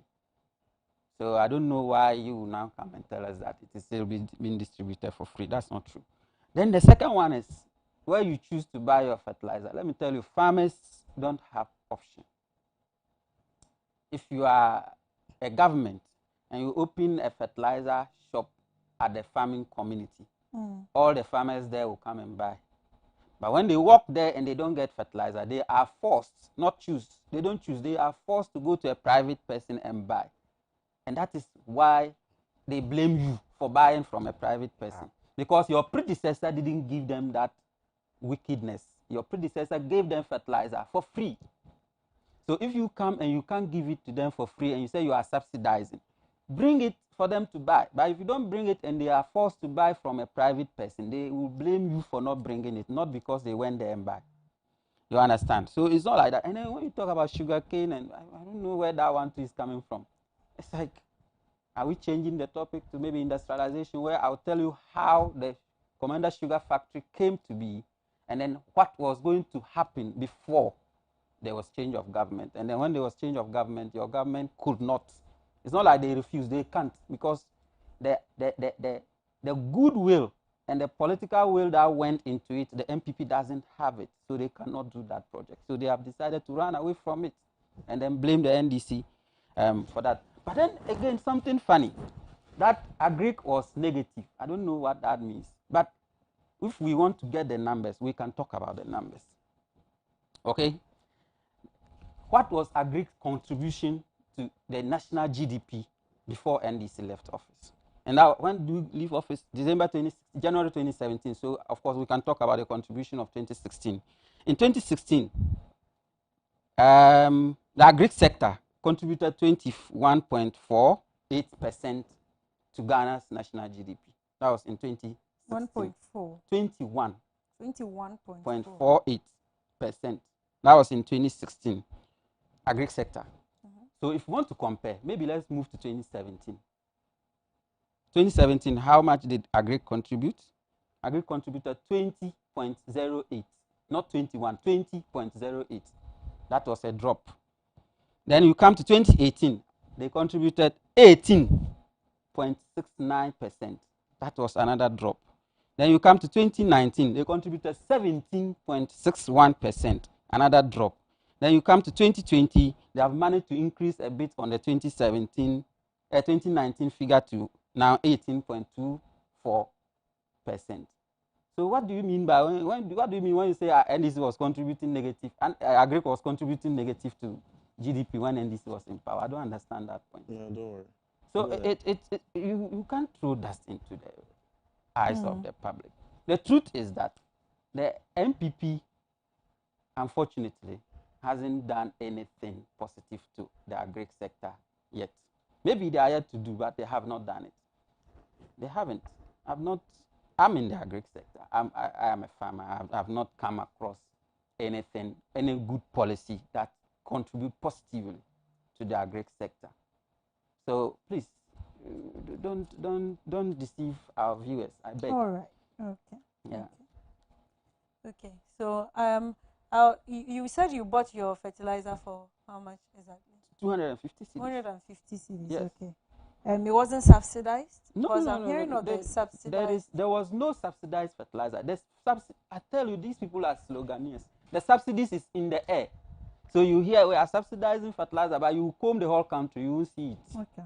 All right. They will say they have it here. You go there, they will say, well, you wait, it will come in 1 month. When your crops are waiting for fertilizer, you can't wait. Okay. So I was trying to check for some prices. Mm-hmm. Okay, this is 2017, so I leave it there. Okay. All right. So we also delved straight into issues in Parliament, actually. Okay. We were talking about, what has happened in Parliament today. I mean, this week, I've also seen some form of an apology coming from Parliament for some of the things we saw, which were not right for the eyes, or right to come from our leaders of our nation and of our communities. So that's where actually we cut it off. I want him to continue. He was speaking about I think he's already even touched on it, right? About the reduction from the 1.75 to the 1% that the minority leader was talking about. So I want him to finish on his point. Yes. So that you get your time. If you look at the history of Parliament, regardless of the numbers on either sides of the divide, most often they have tried to arrive at conclusions based on consensus. And so it was needless to even show numerical strength, whether for the NPP or the NDC, since time immemorial. And so in a context where the country is suffering from the blow of COVID, one would expect that there will be that mutual and then, that understanding by both parties that the country is at a stage where we cannot be extremely partisan. Whatever decision that is to be made, and especially a decision on the economic, the financial status of the country for the next year is an opportunity for leadership to show that indeed everybody must rally behind the other for the country to move on a positive path. And so it was in that spirit of unison that the finance minister was requesting that based on the, conversations that have aroused out of the presentation of the budget, let's go back, then enhance or, expand the conversation, the consultation, so that we can all agree on something. But the NDC kicked against that proposal, only fixated on rejecting the budget just for political reasons. Because as I sit here, I don't even understand why the Speaker Bagbin, who as at this point where budget is heavily discussed on the floor, will leave the country and move to Dubai. For health reasons. Well, if you read the statement that came out, says routine. Yes, it's still health. No, I'm not downplaying the health of the speaker. But I'm saying that at a crucial time like this, I mean, we are politicians. And so when you say health, I understand you. My brother knows that it is an escape just to create a vacuum. No, I don't. Well, that's your opinion. I have my opinion. And Yeah, you said I know, but I don't. I would not allow that also to be said here on our set. Yes. But what did I say?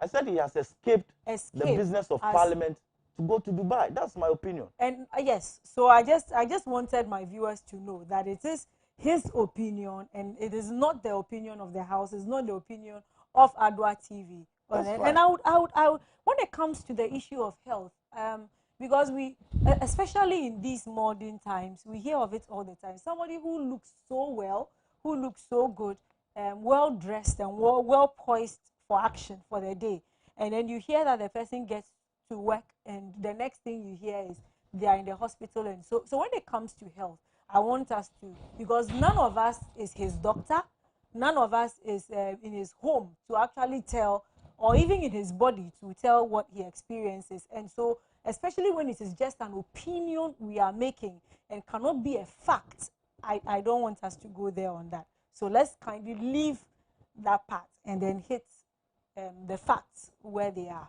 So I'm saying he has left the business of parliament to go on a routine health check. That's okay. And in his absence, the first deputy speaker is equipped to sit in for him as the first deputy speaker. Yeah. And so indeed, a motion was introduced by the majority leader to set aside the earlier ruling that was superintended by Speaker Bagbin. And indeed, that ruling was made out of an illegality. If you look at the standing orders of Parliament and the Constitution of the Republic, Article 109, which was lifted verbatim into the standing orders of Parliament, sought to establish the quorum that was needed to address issues that have certain national character. And for example, a decision like deciding on the budget of the Republic. Indeed, the Constitution says that you must have not less than half of the members of Parliament. And so if any number less than half of the members of Parliament was not equipped to make a decision or a determination on the budget of the Republic. So when you say that Parliament must be at least half, you're talking about, we are talking about numbers. Numbers. We have 275 members of Parliament. Yes, because that is what we have been, I think, has been the debate of the week. Indeed. And when it says present, now where present means, because I don't know the standing orders of Parliament. What I know is that when I go to school, do you have it here? Or when I was in school, the standing orders, do you have it? No. When I was in school, when we go to school in the morning, it is when we arrive in school that, what do you call that? Bring your name. I mean, checking off the present register, marking the register is concerned. So that has been my issue this week, because I've not really heard anybody really explaining it. And it's as if when we enter into the Constitution, I don't know that sides, or because of parties or political parties, this person explains it the way he wants to, this person explains it the way they also want to. So I want us to be very clear, or at least me be clear on this particular issue, where present means present as at the voting time, or where present means at the beginning of proceedings for Parliament. No, that this is clear. Okay. It says that to make a decision, all right, you must have at least half of all members of Parliament present. So then the mathematical equation will be that what is the total number of members of Parliament? 275. So at least half. means half of the 275. If you do the math, it will give you 137.5. But you know, no human being is 0.5. And so, if your math is good, then you know that it is safe to say 138. And at the time that that ruling was made, the speaker in his own remarks said that they were 137. That is his ruling. And it was captured in the Hansard, which was made reference. You're talking about the Tuesday. The Friday's ruling that Speaker Gbagbo presided on. He did not have the numerical strength to, pass that rejection motion that was moved by the NDC. Indeed, further checks has proven that that case had happened some years back in the chamber in the year 2015, where even Speaker Gbagbo, who was then the majority leader, made similar concerns known to the chamber. They were voting on a motion which Ebo Batino drew, which was the first deputy speaker, ruled against the motion that they were not in the majority to pass such a legislation of national character, and that they needed more than half of the members to be present. And then those members present, more than half of it must vote for the motion. That is when you are making a decision. It's different from the ordinary business of the House. And so, indeed, the Speaker had no authority by then to uphold the motion that was moved by the minority caucus. That was why the next time, and in fact, I am pained that he wasn't there for the arguments to be made. That's why I'm making the point that his leaving the chamber or the country to Dubai is problematic, because in the entire business of parliament within the year, it is one single event that is most important. And so he needed to see it through. That is my point. So that if he had any contrary view or a ruling that will set aside what the majority did on the Tuesday, he should have been in the chair to give us reasons why he ruled in favor of the minority the previous days. But he has left. Now, the gymnastics has started. The NDC does not understand why the NPP has set aside a nullity.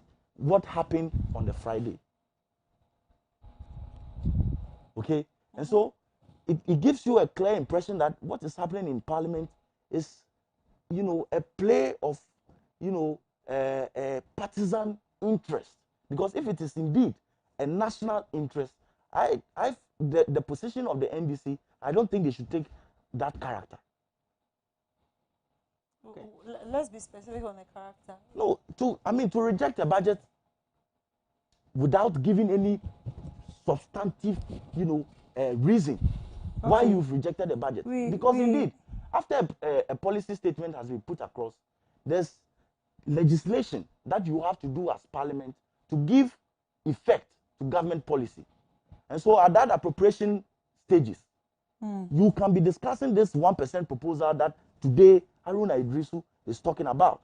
It means now he's beginning to realize that indeed the approval has been done by the majority of the people who were present on the day, and not that 137 that they used to pass or reject that budget. It cannot stand. And so today he is now venturing into the arena of appropriation to talk about how much we must, sit and talk to reduce the e-levy to a certain minimum, percentage that all Ghanaians can be able to deal and cope with. I agree. And in fact, that has been the position of the New Patriotic Party and even the government by extension, that these things, we are open for conversation. And indeed, it was in that spirit that the finance minister came to ask the House to give him a leave to do further consultations.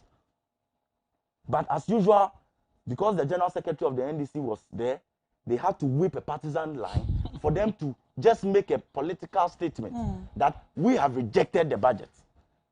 And on Tuesday, you saw the unruly behavior of the members of Parliament on the minority.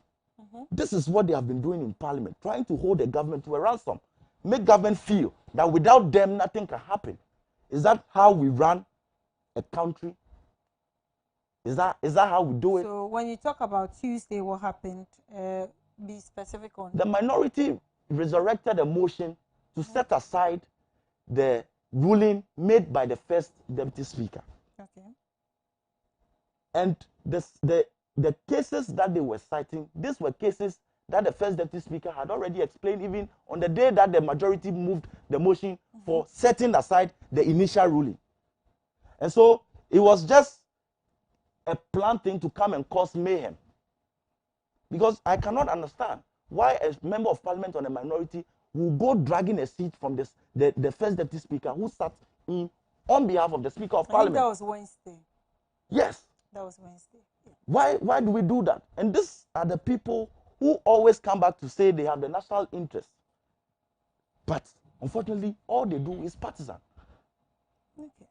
And so for me, we still have to open that door for consultative and conversations to go on, so that we can all agree on. And the words that minority leader used is very instructive. Just some 10 seconds. Yes, very instructive about the e-levy thing, because initially he didn't know that it was a necessity for the country to think in that direction. He says a week ago, and I'm quoting Haruna Idrisu, the minority leader, a week ago I was against it, but upon further deliberations with the experts, which maybe hitherto he didn't have those people to talk to, he made a decision out of emotions and partisanship. He used the word further, right? But to be clear, he is now making reference to experts. Minority leader. Oh, you think so? That's fine. Because that's not what he said. A week ago, I was against it, but upon further deliberations with the experts, I am considering a further reduction to 1% to prevent our economy from collapsing. And we are discussing this in the context of this global economic crisis where COVID has taken center stage. And so it is not today when he has made a charade in parliament just to create some tensions and for the country people to feel that the NDC have their interests at heart, after he has caused all that mess and the Shaman member of parliament going to snatch a seat from the speaker's But side. we know that they actually made a proposal that it be scratched from the 1.7 to something lower. We even heard of 1.5. No, they never said that. Initially, the 1.5 was what majority. We were told they did at their leadership meeting, right? But at your leadership meeting, that is not where you discuss these things. Exactly. It is the chamber. Okay. No, listen carefully. It is the chamber. Leadership of both caucuses. Well, you and I were not there. It was press conferences that you heard. Exactly, and that's where we hear them, right? And so ask yourself that, why is it that when the finance minister came there, they said they were not ready to allow him pick the budget and go and do further consultation? Why didn't they allow him? Because if indeed that is the spirit in which you said it, he has come to say that indeed, if you want a reduction, all of us are ready to talk about it. Let me go back and engage. You said no. Let me reject it. Is this a spirit? I don't know why you term it as a spirit, because if somebody brings something to you and there are certain issues, key issues, especially, let's take it, you are even buying something from somebody. Let's make this a little more common to our viewers. You are buying something from somebody and the person, or there is a particular characteristic or feature of it that you do not like. And the person is telling you, I can go and make some alteration on it. We know, especially when you are buying it from scratch, new. You say, no, I would rather want a new one that has the specific features that I want than a new one that has been altered. You see, I mean, if we all have the spirit of the nation that we are talking about at heart, would it be so difficult to just go back and do that correction and bring it, present but that is what he requested for. You don't necessarily have to reject it before, because you haven't approved it. But we can also reject it for you to go back and approve it. That's what I'm saying. It is partisan. If you only want to make a political statement, that is what you will do. I mean, this is not the first time something has been brought to parliament and a request has been made to further take it back and go and do further amendment. This is not the first time. And so in that spirit of consensus building, and we are all on the same page. We want the progress of the country. Let me take it back based on 1 or 2, 3 things you said, so that I can make the necessary amendments and then bring it back for your perusal. I don't think it is out of order.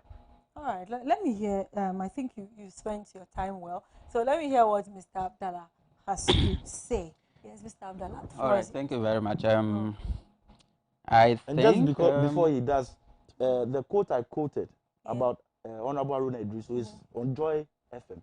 Joy And FM. so it's not my own Okay. words. I picked it from the Joy FM online. All right. You can have a look at it.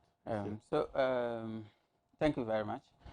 I think he has spent, well, a long time. And Yes, I've he has. I'm giving you the and same. restrained myself from interrupting. I'll give you that so full time. I wish I'll have similar space to flow. You will. He will. Okay, so first of all, the wicked budget of Akufo-Addo government was rejected for a very good reason, not for a political reason. The very good reason is that the budget was coming to bring more hardship to Ghanaians. And as a responsible opposition, we cannot condone such wickedness. So that is why it was rejected, and it still stands rejected. Number two, I think the point that the Right Honorable Abambagbe escaped something, I think I wouldn't go there. What I would just say is that let's pray that he gets his health back and then come back to the country, because I don't see why he would escape. In fact, on the 7th of January 2021, he faced a Goliath of MPP in Parliament and defeated him to become the Speaker of Parliament. So why would he run away now when he has 137 MPs from the minority side with him, plus at least 2 MPs in the majority side with him? Why would he run away? He doesn't have to be run away. In fact, he's not afraid of anything in Ghana. Okay, now let's go to the budget. This government came with a budget. First of all, before you send a budget to Parliament, the right steps to take is to consult the stakeholders. The stakeholders include the minority leadership. But the finance minister arrogantly brought the budget without any consultation. And even when the budget was presented, every day there was a debate, the minority kept calling for a consultation because there were some things in the budget that they didn't know about. One is the Ajapa deal that Ghanaians vehemently opposed. They cunningly rephrase it, smuggle it into the budget. So if this budget was passed, then the Ajapa deal is accepted. That is one thing they did. And then the minority kept saying that, look, this Ajapa deal, we cannot accept it. So let's talk about it. When they call for negotiation, they are not saying, come so that let's negotiate and then you reduce. We are saying that this one we can't talk about. We can't accept it in the budget. That is the Ajapa deal. Then the second most important thing was that few days before the budget was presented, or say a few weeks before the budget was presented, a disaster struck Ghana at the Keta area where the sea swallowed villages because a sea defense project was abandoned by this government. Now, the minority kept repeating that we have to bring a budget, bring into the budget a provision to go back and continue the sea defense so that the people in Keta will have their peace. Not only the people in Keta, even we those living along the beach here in Accra, we are all at risk. And the minority kept repeating before the day of the approval, the rejection, the day of the rejection. The minority kept repeating, let's talk about this before. The finance minister arrogantly refused. In fact, he refused to attend the debates. He never attended one of the debates until the day they rejected it. That is very, very insulting to Parliament. And then there was the benchmark values. The benchmark values, he mentioned it when I was talking about our Greek products. I decided to ignore it because I know I'll talk about it now. The benchmark values that was put on imports was intended to reduce the prices of some products in the market. Now, they are removing it so that full duty can be paid, and prices is likely to go up. But the minority is saying that, good idea, we are not against that. But there are some products in there that we need to take them out so that it will help the Ghanaian business industry. But if we remove it in full, it will affect us rather than benefiting us. An example is clinker. Clinker is a raw material that's used to manufacture cement. We don't have clinker in Ghana. We don't manufacture clinker in Ghana. But the cement producers in Ghana all use clinker, so they bring it in. When NDC was leaving office, a bag of cement was 28 cedis. As we speak today, a bag of cement is 51 cedis. Because of bad management of the economy. And now you want to remove the benchmark on clinker. What it means is that immediately to send the prices of clinker up, and therefore it will go long way to affect the prices of bags of cement. So the minority is saying that some of these products, let's keep them there and then remove others. Another example is sugar. The NDC came up with the Commander Sugar Factory, and these people unfortunately do not have the competence to operationalize it. So it's still standing there. It's not being operationalized. Ghana, we still import sugar. I don't see how it will benefit Ghanaians if we take out the benchmark value on sugar. Because if you take it out, the price of sugar will immediately go up. There is nobody in Ghana manufacturing sugar to substitute it. So immediately we are going to suffer as Ghanaians. Sugar is a very basic staple. We'll buy it at all costs, and the prices will go up. A lot of these soft drink industries that we see all import sugar so the drinks will go up. The prices of everything will go up. So minority is saying that let's talk about these things. But the finance minister refused. And in fact, on Thursday, before the Friday rejection, on Thursday, the minority leader made a passionate appeal to government. Let us talk about this thing before tomorrow. Otherwise, tomorrow we will invoke Article 104. And the majority leader gave a response. They are all in the parliamentary proceedings. The majority leader said, we don't care. We have the numbers. If you raise 104, we will populate it. That's what they said. So, they just didn't care about the feelings of Ghanaians. One other huge problem the minority had with the budget was the e-levy.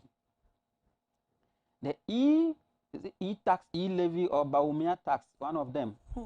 That e-tax is a very regressive tax. Like, it's not adding to anything, rather taking everything away. One, it's not just about mobile money. People talk about mobile money a lot, but it starts with remittances. So if you have a relation in abroad, maybe your son or your brother is in abroad hustling, and then you are in Ghana, and then every now and then he sends you something to live on. When he sends it, they are going to take a lot of tax from that money. That is very wicked. Why are you taking it? Are you taxing me or my brother abroad? There's always a reason for taxing. Taxes come when I gain. So when I make something, I have to give something to my country. I agree. But I'm not working, maybe a retired old person in the house, and then his son is sending him food, and then you have to tax it. What kind of wickedness is that? Then came bank transfers. I have my money in, let's say, EcoBank, for example, and then I have to give you money in Ghana Commercial Bank. And so I decided, let me just transfer it to you, and then they will tax me. Like, what kind of regressive taxation is this? And then mobile money, the worst of it, mobile money that has been used to bring financial inclusion for everybody to get into the banking space and discourage cash, holding cash, and then move our society slowly into cashless system, is now going to be taxed. And the tax is that if you are able to send 100 cedis a day, you will be taxed 1.75%. of your any other money you send after 100 cities. Why? We all know how these charges, whenever you are going to send money to somebody, because of the charges, you have to add something, or that person will add something, or you send money and the person cannot even get all the money. Now, government is coming to take even more than what the networks take from our money. So minority said, look, let's sit down and talk about these things. These things are not good for Ghanaians. Let's sit down and talk about it. But the finance minister arrogantly, and usual of this government, refused to talk until the Friday. And on Friday, when he came, this impression has been created in the media that, or in like generally, that, oh, for the minority, anytime they are able to settle them and then they get their way. So even the finance minister mentioned it in one of his interviews that, oh, he will find a way to deal with the minority. And even in parliament, he mentioned that. That was also very disrespectful to the minority. So it has nothing to do with politics. It was purely in the interest of ordinary Ghanaian, not the political class, but ordinary Ghanaian like me, who would feel the pain when all these wicked policies are implemented. So the minority insisted that let's talk. But the finance minister came last minute and claimed that he should be given time to make consultation. In fact, we all watched it. He didn't say he would take the budget and go and do something. The budget should remain. He should be given time to make consultation on the same day so that they will come back and approve the budget. But the minority insisted that if he has any proposals, he should announce it here for every Ghanaian to hear. There is no need going into a room somewhere, and whatever. But he insisted he wants time to go and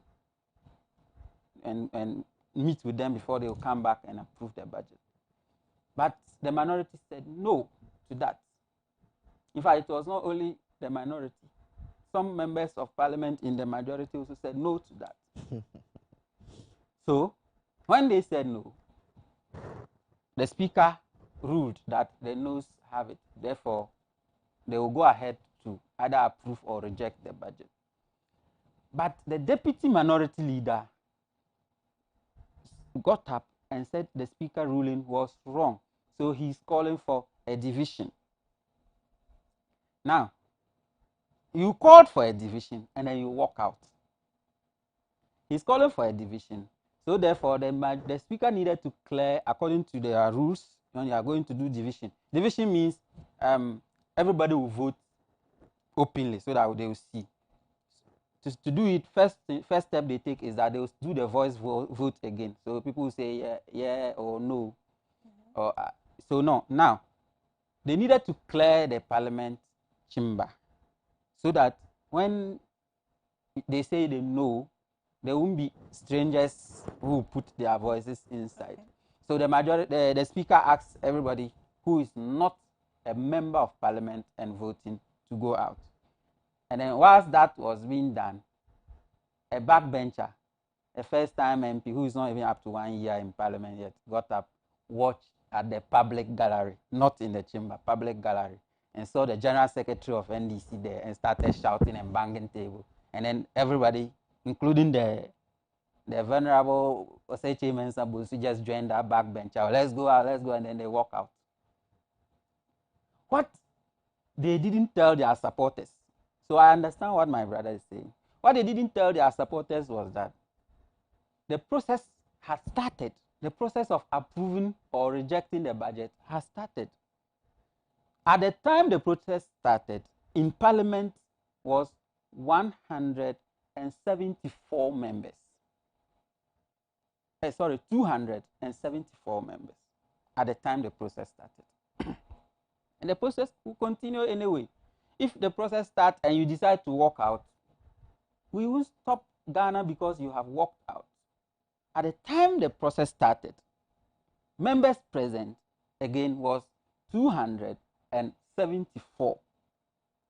But in the process, when deputy majority leader called for a division. In the process of division, they walked out. And then the speaker continued with the business. And then he went on and asked for people to vote through the division. So they stood up and then they counted. And then their motion for the finance minister's motion was rejected. Rejected with how many votes? With 137. So I think that is where the point of contention is. I don't even know why. The 137. Okay, so what is the point? Doesn't make up half of the half of those present. No. Because when proceedings started, there was 274. Yes. And they needed at least a half, which was 138. 274, half will not be Half will not 130. be okay. It's 137. Okay. So yeah. Yes. So they rejected it. And then when they rejected it, they moved ahead and rejected the budgets. Clean and legal. There was nothing wrong with it. There was nothing wrong with it. But the next sitting, which was on Tuesday, because the speaker went for a medical treatment, the deputy speaker, who is also the MP for Bekwai, took the seat. And then they clandestinely, what's the name? Like cunningly, some kind of jokingly, let me say, because I don't think they expected Ghanaians to just take them for this joke they did in Parliament. Came with something they call a motion, and then said whatever the Speaker and the Parliament House did the last sitting was a nullity, and therefore they are overruling it. Meanwhile, at the time they were doing that, the number of MPs present at the time in Parliament was 137. The number of members of Parliament present at the time they were doing that was 137, as opposed to 274 in the previous sitting. I thought the numbers was 138. Okay, continue. It was 137. Now, let me tell you something. Well, even if we are taking 138, which is, well, present, it was 137. Bekwai MP also came, but he was the speaker. If you want to count him, which is illegal anyway, but if you want to count him, you get 138. And I'm saying that the legal thing is, since he is presiding, he is not an MP, he is a speaker. Okay, but the issues I have listened to and maybe read as well meant that as he came in as, I mean, since that was his first proceeding, I mean, ruling or yes, presentation as the speaker, his entry into the parliament is recorded as present as an MP. As an MP, present as an MP. So Yeah. that does the 138. 138. That they were, yeah. Yes. Then at the time, when he came in, there was no speaker, so he took over as the speaker. So let's take 138. Tell me, is it fair for a 138 number of MPs to reverse a decision that was taken by 274 members in Parliament? It is not. If you tell me that because some people walked out, it brought the number to 137, therefore that was illegal. Now, in your own proceedings, one person walked to become a speaker. Now you are left with 137. Why do you also do the same thing? It tells you that there was nothing illegal about it in the first place on Friday. They were just being political. Otherwise, if it was illegal, then they couldn't have done the same thing on the day of, on Tuesday. It was not. So what they came on Tuesday to do was wrong. There was no reason that the previous ruling should be overturned. There was no reason. Therefore, as I speak, in my view, the budget still stands rejected. the budget has not been approved yet. The finance minister has done well over the past few days. He has started that his so-called consultation, and so he has been talking to people. And as he talks, we hope that they come to a good agreement that will benefit the ordinary Ghanaian. And then when that happens, the budget may now be approved. But as we speak, this budget still stands rejected. Yes, because when they came on Tuesday, they came with 137 people and claimed to overturn 137 people did the previous time, because according to them, their numbers was not enough. That is shared, just political gimmick. It doesn't really make any serious point. How do you expect a responsible minority to come and support you, to tax the ordinary Ghanaians' mobile money? Like, it doesn't make sense. And to come to talk about what the minority leader said yesterday, in fact, I listened to him myself. I'm not reading from any media house. The minority leader said that the e-levy is a no. However, he has spoken to some government officials, and the indication they've given him is that the economy will collapse if they don't implement the e-levy, because they have consumed everything. There is no money anywhere. They have collateralized all our income sources, taking money from there, and they have finished it. So, in the interest of Ghana, so as for JM to inherit an economy that is still alive in 2025, he has proposed to them that they should do 1% instead of 1.7%, 1.75%. And they should raise the threshold from 100 cedis to 300 cedis, so that if somebody sends 200 cedis, you won't be taxed. If you send 250 cedis, you won't be taxed. So someone who sends more than 300 cedis will be taxed. This is what minority leader said. I listened to him myself. He's now accepting this 1% or proposing this 1% because these people have collapsed our economy. I think you have a minute more. They have collapsed the economy, and now they don't have any way to survive the economy if the e-levy is not passed. Okay. So that is why somebody who is interested in the well-being of Ghanaians, who wants to come in 2025 and meet a healthy economy, or at least a living economy, he wants to give them some way. So he says, okay, do 1%, but the Ajapa deal must be removed from that budget before it is accepted. We will not allow anybody to take our mineral royalties and dash it to his family before he leaves government. All right. Okay. So. Yeah, I'll make some. I want you to just just a minute.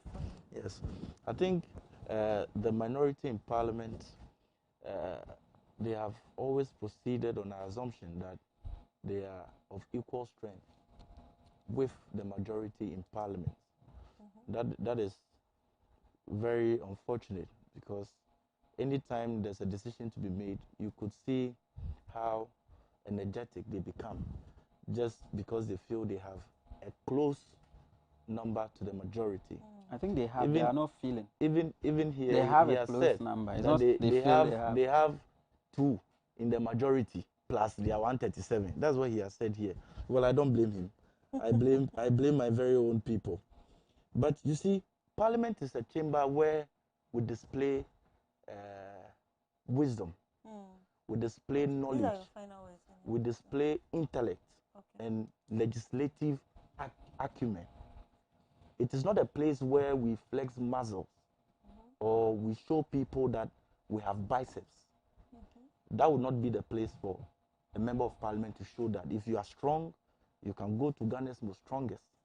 You see, it is very appalling to see the minority always trying to demonstrate manhood, to show that they are strong. Even just recently, you saw how they were heckling the speaker's chair.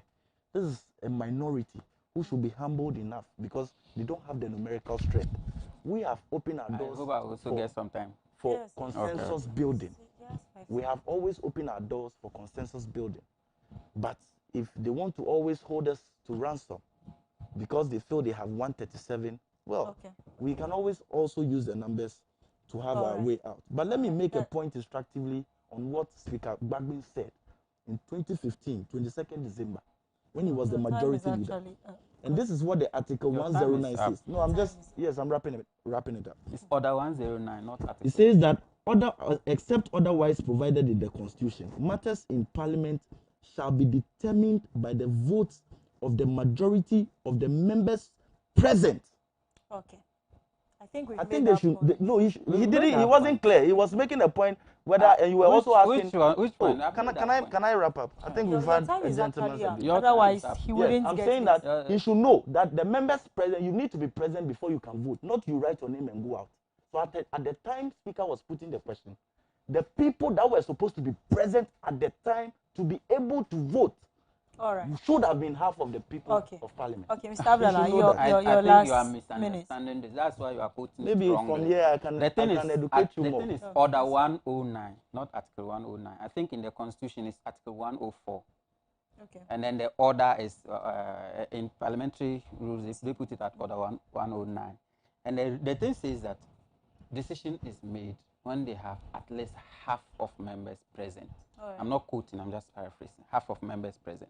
Now, when do we, at the moment, if we go to court, what will be the evidence of number of people present?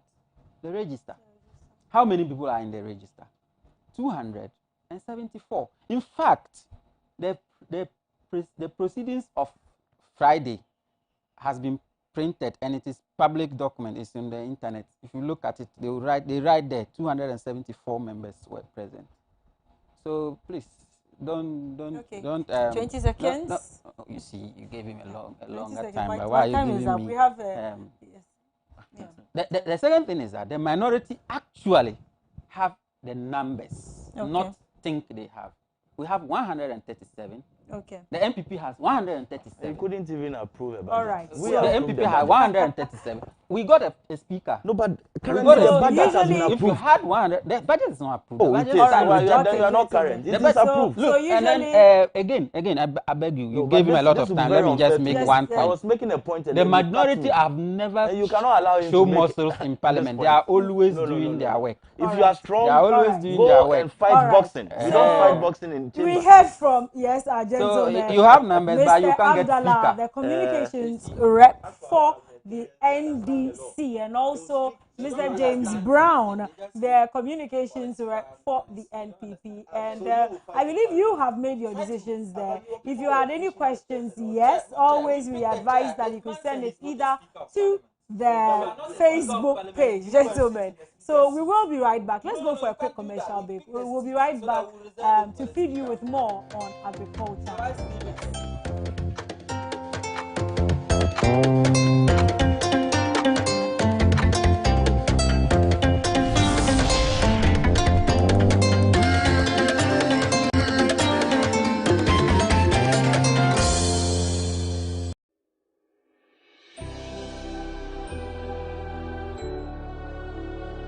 Welcome aboard the safest airline in Africa. With industry-leading safety measures to protect your well-being. The first in Africa to earn a diamond standard of safety. Offering a more contactless, safe, and seamless experience. Delivered with a smile by Africa's first fully vaccinated crew. Creating special memories that bring the joy back to flying, so you can continue making memories with your loved ones. Book your flight with RwandAir today. RwandAir, the safest airline in Africa. RwandAir, fly the dream of Africa.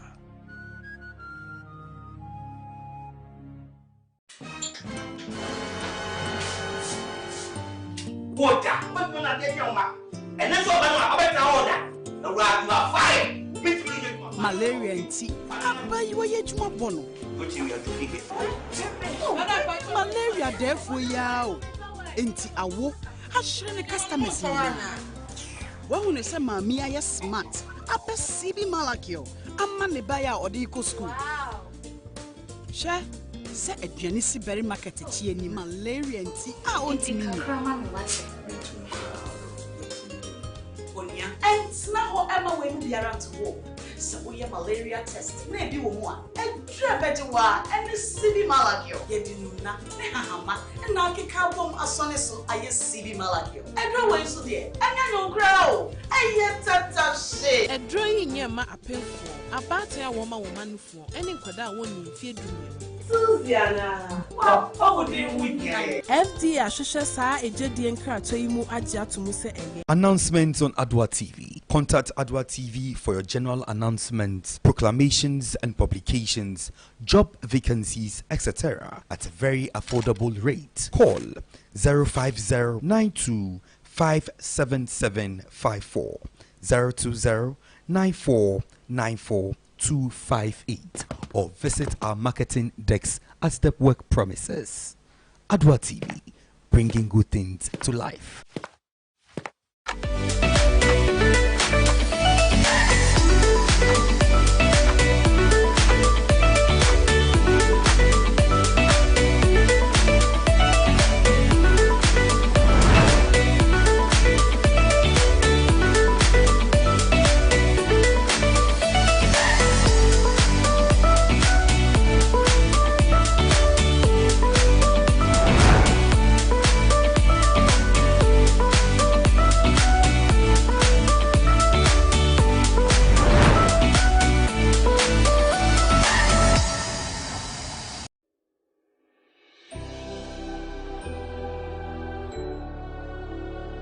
Welcome aboard the safest airline in Africa. With industry-leading safety measures to protect your well-being. The first in Africa to earn a diamond standard of safety. Offering a more contactless, safe, and seamless experience. Delivered with a smile by Africa's first fully vaccinated crew. Creating special memories that bring the joy back to flying, so you can continue making memories with your loved ones. Book your flight with Rwandair today. Rwandair, the safest airline in Africa. Rwandair, fly the dream of Africa. CB makeups now. I'm not correct. Why your best mankasa? That's it. Who anymore? Oh, middle. You captures back on CB men capsules. You ready? Me see CB men capsules na make a year. Yeah, you see men and women's capsules now. You name the dada. And one year packaging I the pepper. Wow! What a packaging! CB men, any CB women capsules no packaging is and you also no mood any bianza na wakodo mpegi. She apemfo any about town man kwada no fo. Any kwada won di fie du ye. Enka ho. Susanna. Ghana man be man tamase. Dodo Afre 0247 111671 and 0246 578 750. FDA aje ejede nkato yato. Announcements on Adoatv. Contact Adoatv for your general announcements, proclamations and publications, job vacancies, etc. at a very affordable rate. Call 05092577754, 02094949258, or visit our marketing desk at Step Work Premises. Adoatv, bringing good things to life.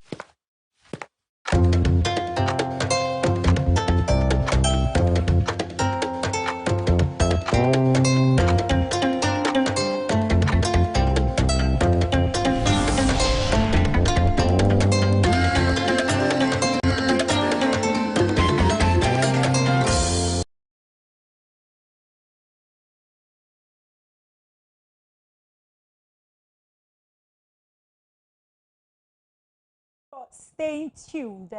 Yes, we did say it is Farmers Day. If you don't know yet, if you all you are doing is sleeping and eating, it's Farmers Day. So while you are eating, make sure you you send some thank yous and some goodwill messages to any farmer you know. We heard from our political reps earlier on. They say when it comes to Farmers Day, it trickles right down even to the consumer, because you can imagine producing and then nobody is chopping it for you. But in Ghana, we eat, so I don't think we ever have we ever have an issue with that. But that brought my mind to even those who produce fertilizers, those who till the land, anyone into farming, into crop production, livestock, mixed for anyone into it. We just say thank you. And with me here, we're going to speak more about agriculture, the agriculture sector. And you know that at Adoatv, we wouldn't just bring you any person or anyone, but there is a gentleman. He's the project officer for Mondelez International. I got it correct. The way he's nodding is telling me I got the way he's nodding is telling me I have his approval and confirmation there. And this is Mr. Amo, Mr. Wilberforce Amo. Yeah. Welcome to AM Ghana at Adoatv. Thank you.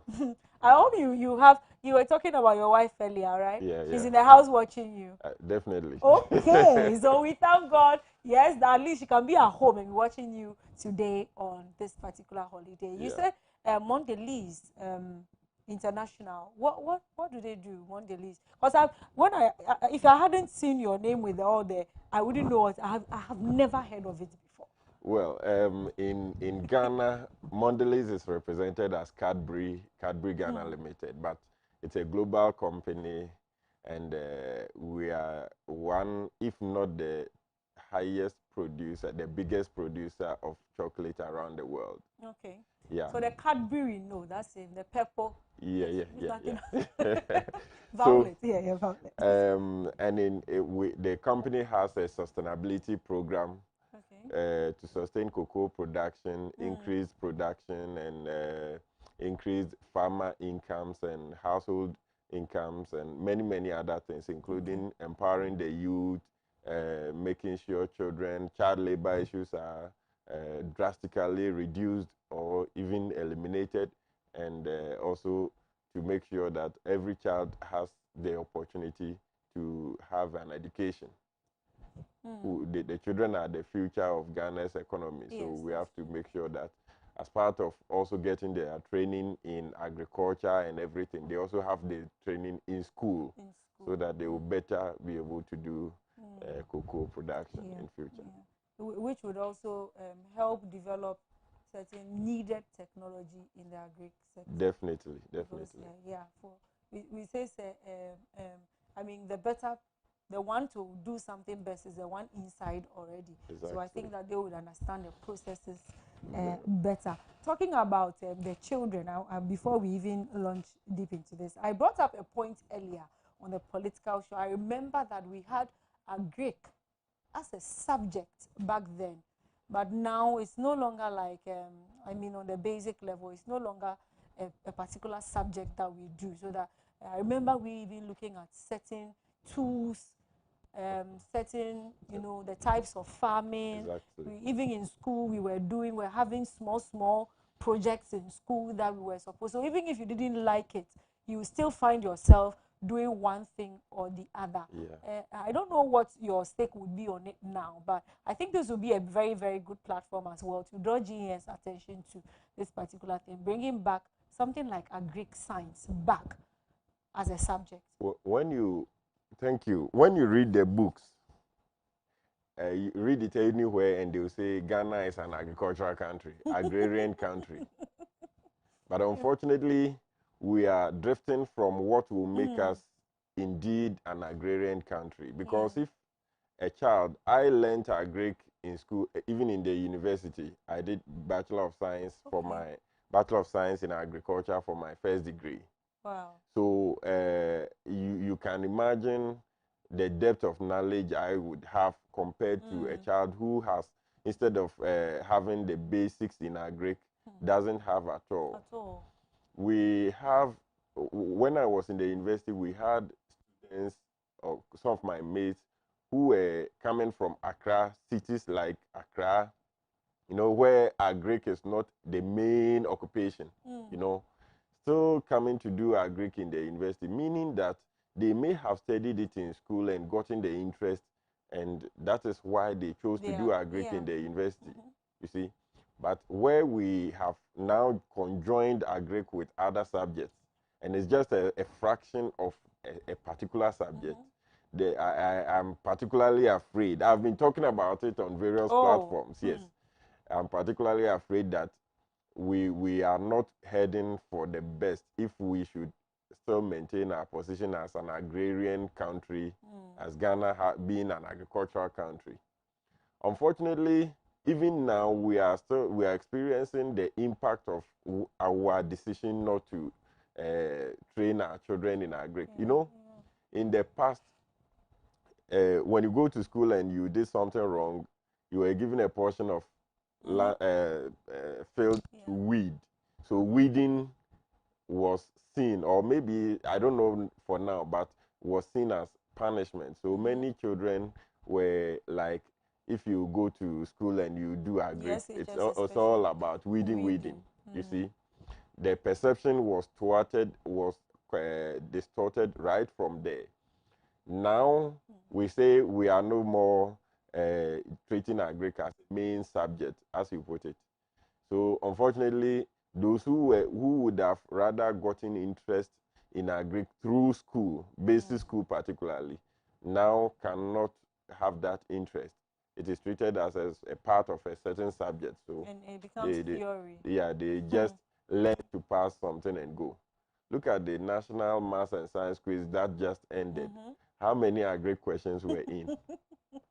Because they said maths and science. Yes. Well, we call it agric science. Agric science. And this agric has been merged with the general science now. So why do we have questions that relate to human anatomy, and not related to, more related to agric as well? Maybe the soils and the other things as well. You see, that's the unfortunate bit of where we are going as a country. Maybe in future, the Chinese, sorry for this, but maybe the Chinese or the Japanese or whoever in agriculture would rather come and do it for us. Wow. Unfortunately. Unfortunately. That would be sad. That would be sad, yes. I do remember one particular question they did. All the questions they were answering, I had no idea about any except one particular one they asked, and it was from agric science. So all you it was about soil something, why the soil doesn't do the.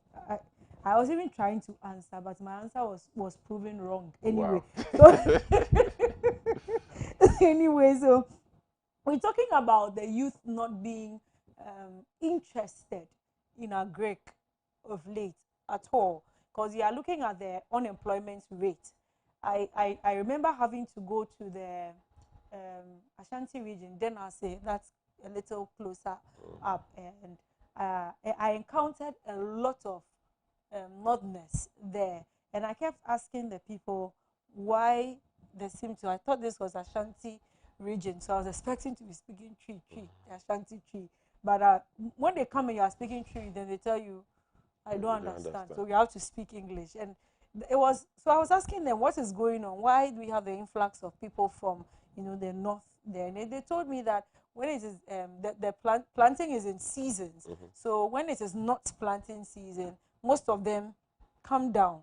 They keep moving or migrating downwards. And in my area, Shoman Estate, you find a lot of these boys now with these metal cuts that they've done, collecting metal scraps from everywhere, and now the number keeps growing, and it's even becoming dangerous because they enter into people's homes when you are not around, and so all these negative things are there. But I got to interview one of them. That was in between August, September, just around that time.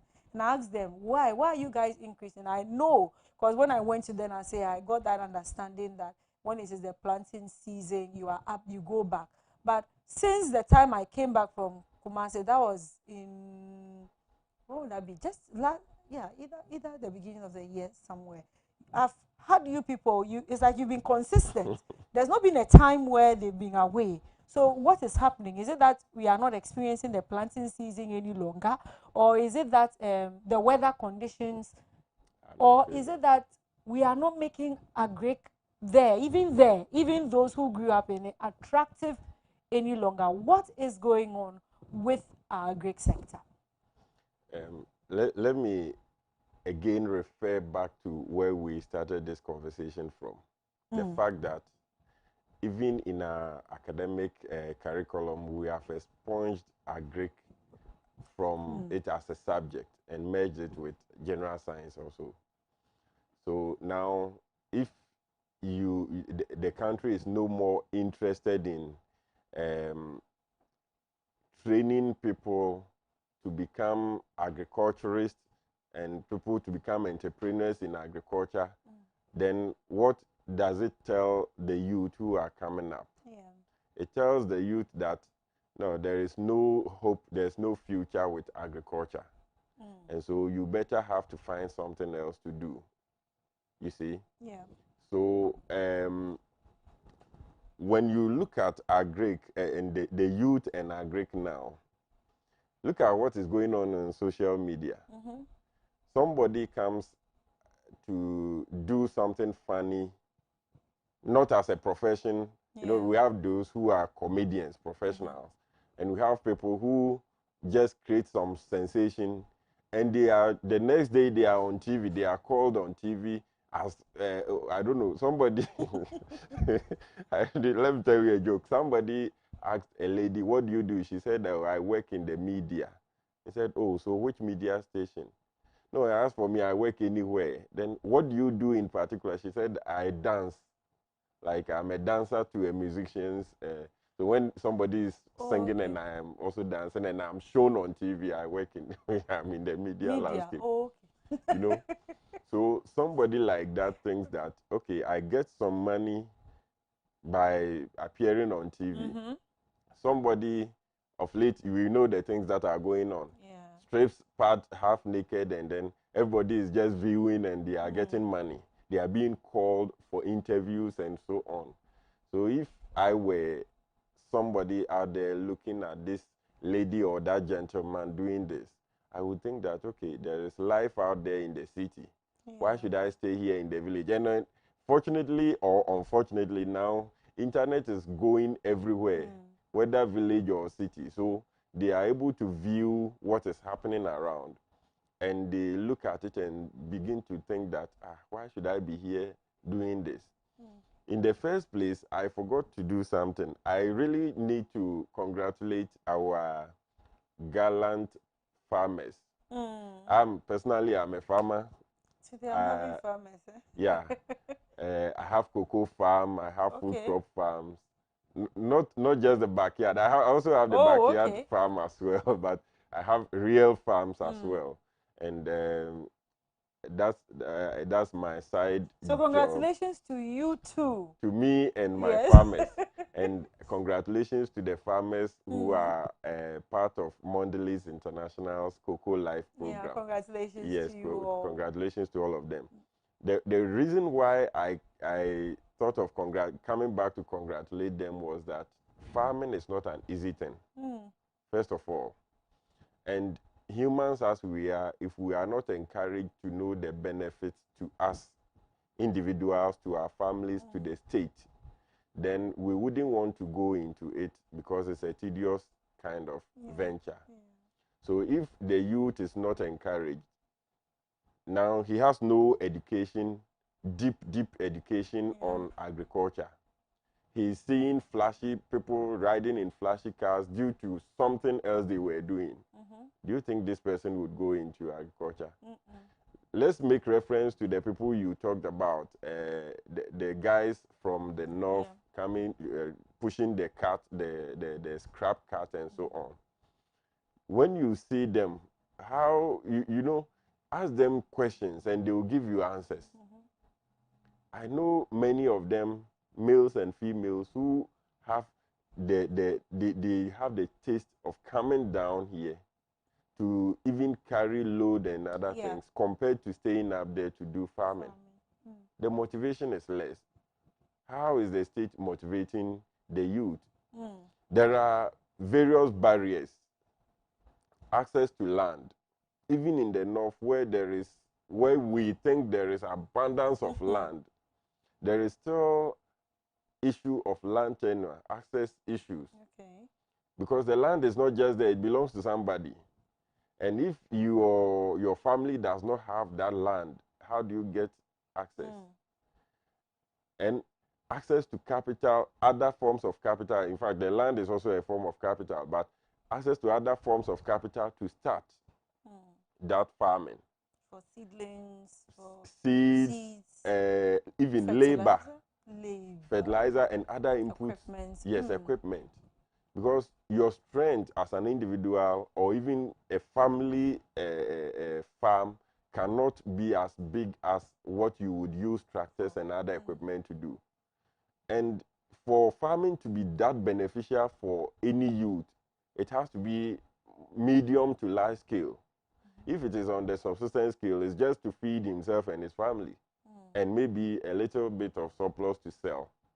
You see, so when you look at all this, you wouldn't want to go into farming as a business.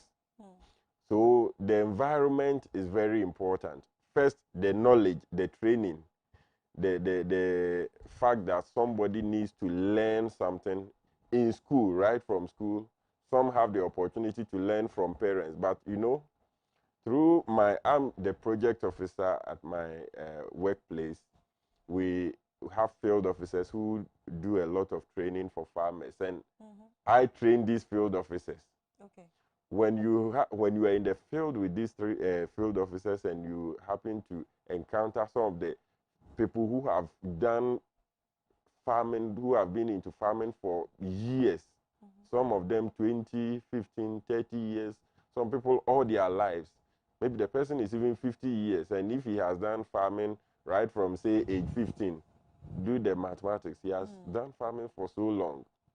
But go and train them on just one knowledge. Okay, this thing you have been doing for years, tweak it this way, and let's see. Usually they wouldn't want to change, but those who are able to change, they will come back and thank you. Hey, Mr. Wilberforce, I didn't know this thing is, Yeah. So the knowledge is very important. Why do we remove agriculture from our curriculum as a subject? Yeah. Because you have to build it from the scratch, develop the interest, and if the person wants to go and do it, go and do agriculture at the training college. We have agricultural training colleges, and you can also do it in the advanced, in the universities and polytechnics, and so on. Okay. But if the training is not there, so the knowledge is one, then the access to the capital, including land, inputs, and even money to get labor to do the production is another. We'll come to the marketing bit, which will depend on what the state puts in place, the conditions the state put in place. You see? So these are the things we need. Always, people say, farmers are always calling on government, but who else should they call on? Our system is such that lands do not belong to the state. Lands belong to families.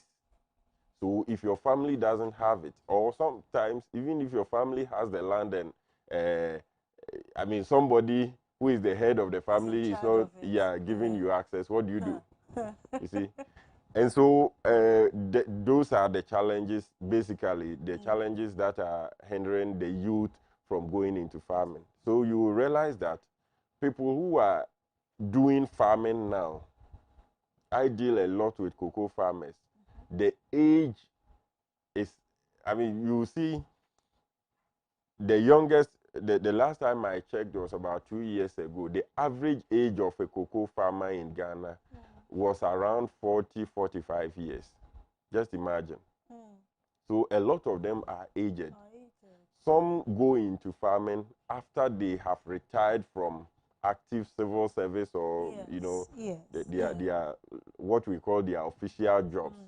So, okay, now I'm about to go on pension. So let me try to now prepare some land and start farming. So by the time they are into farming, they are already tired in terms of their age, and so they can't do much. But if we are to create the environment for young people, maybe right after school, the person has access to land. Maybe government does something. They have access to land, and all this equipment are there. Even if they have to rent this equipment, they have some loans that they can use to rent, and they are monitored. There will be extension service. Of course, the extension services are there, but I mean, you have to go there, have access, and start something before the extension will be meaningful to you. You know. So if after getting through with all these things, now they are there, they have access to loans and other facilities, and they are going about it. I mean, it's very interesting. You would see the increase in production from food crops to cash crops in this country. Yeah, that's true. Does importation also help?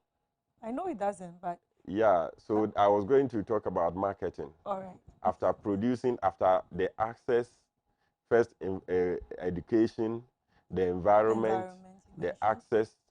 Now you have the access, you are now producing. Okay. In large scale, of course. Where are you going to market your goods, your produce?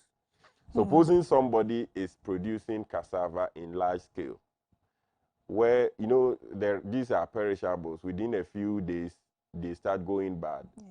Look at the tomatoes that those in Bono region, Akumadan, and so on, they produce. If you happen to listen to them, you will cry for them.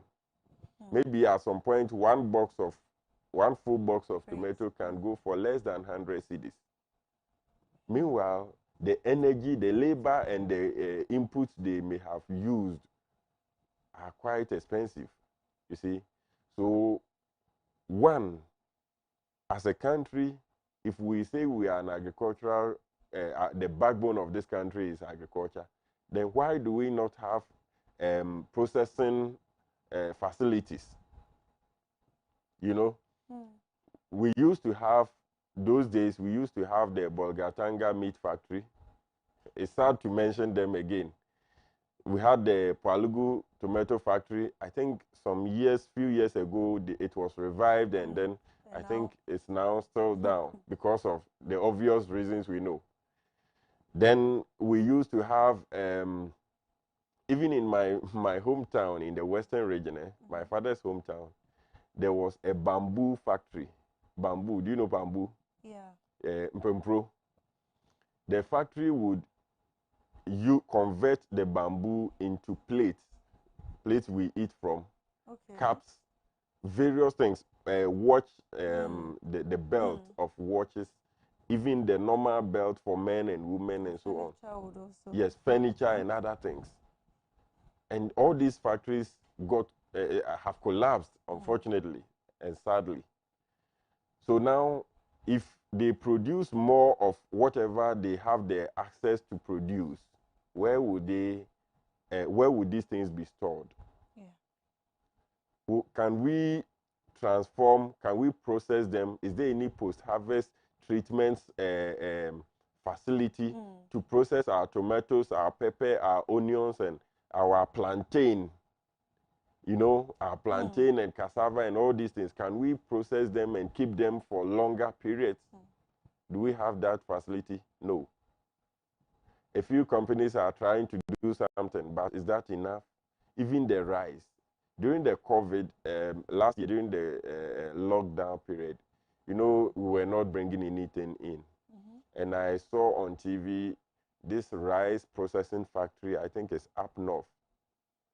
When they showed the TV, you would see things like heaps of rice paddy, the raw rice that has been harvested in the shell. The rice paddy had been heaped on the compound, many heaps, and one heap is bigger than a 3-bedroom self-contained house. Oh. Yes. And they were, the one who was interviewing the person was like, so all these things, are you able to process them? They said, if we process, they will go bad because the government is always giving room for importation of rice. and so the local rice is not being patronized. Mm. Even if I ask you, or me myself, if I ask myself, when was the last time I ate local rice? I have some in my house too. In the last 2 years. You see? So, unfortunately, we haven't developed the taste for our own produce. Yeah. And we are not also encouraging the processing and storage of this produce. So, we are rather relying on foreign stuffs, things that will come in bags. Yes, you go and buy. You know, let me tell you about the story of Nigeria. I don't know if you know. No. As far as rice is concerned, I don't know, maybe in recent times if they have changed their policy, but as far as rice is concerned, Nigeria doesn't import rice. That is why, you know, this challenge about Ghana jollof and Nigeria jollof, the taste and everything, is because of the nature of their rice. If your first time in Nigeria, if you eat plain rice, you might think it's like water. Because of how the grains are bigger, they are locally produced, you know, and they do not encourage importation of rice, so they eat their own rice. Compare that to Ghana. If you eat the imported rice, you are guy. Yeah. You know what? If you eat the local rice like Uekolo, you don't know what you are doing. So that is unfortunate for us as a country. Now, if this young man or young woman even has access to land and all these facilities and produces the food or the crops, where are they going to sell them? Yeah. They are going to compete with international products on the international market.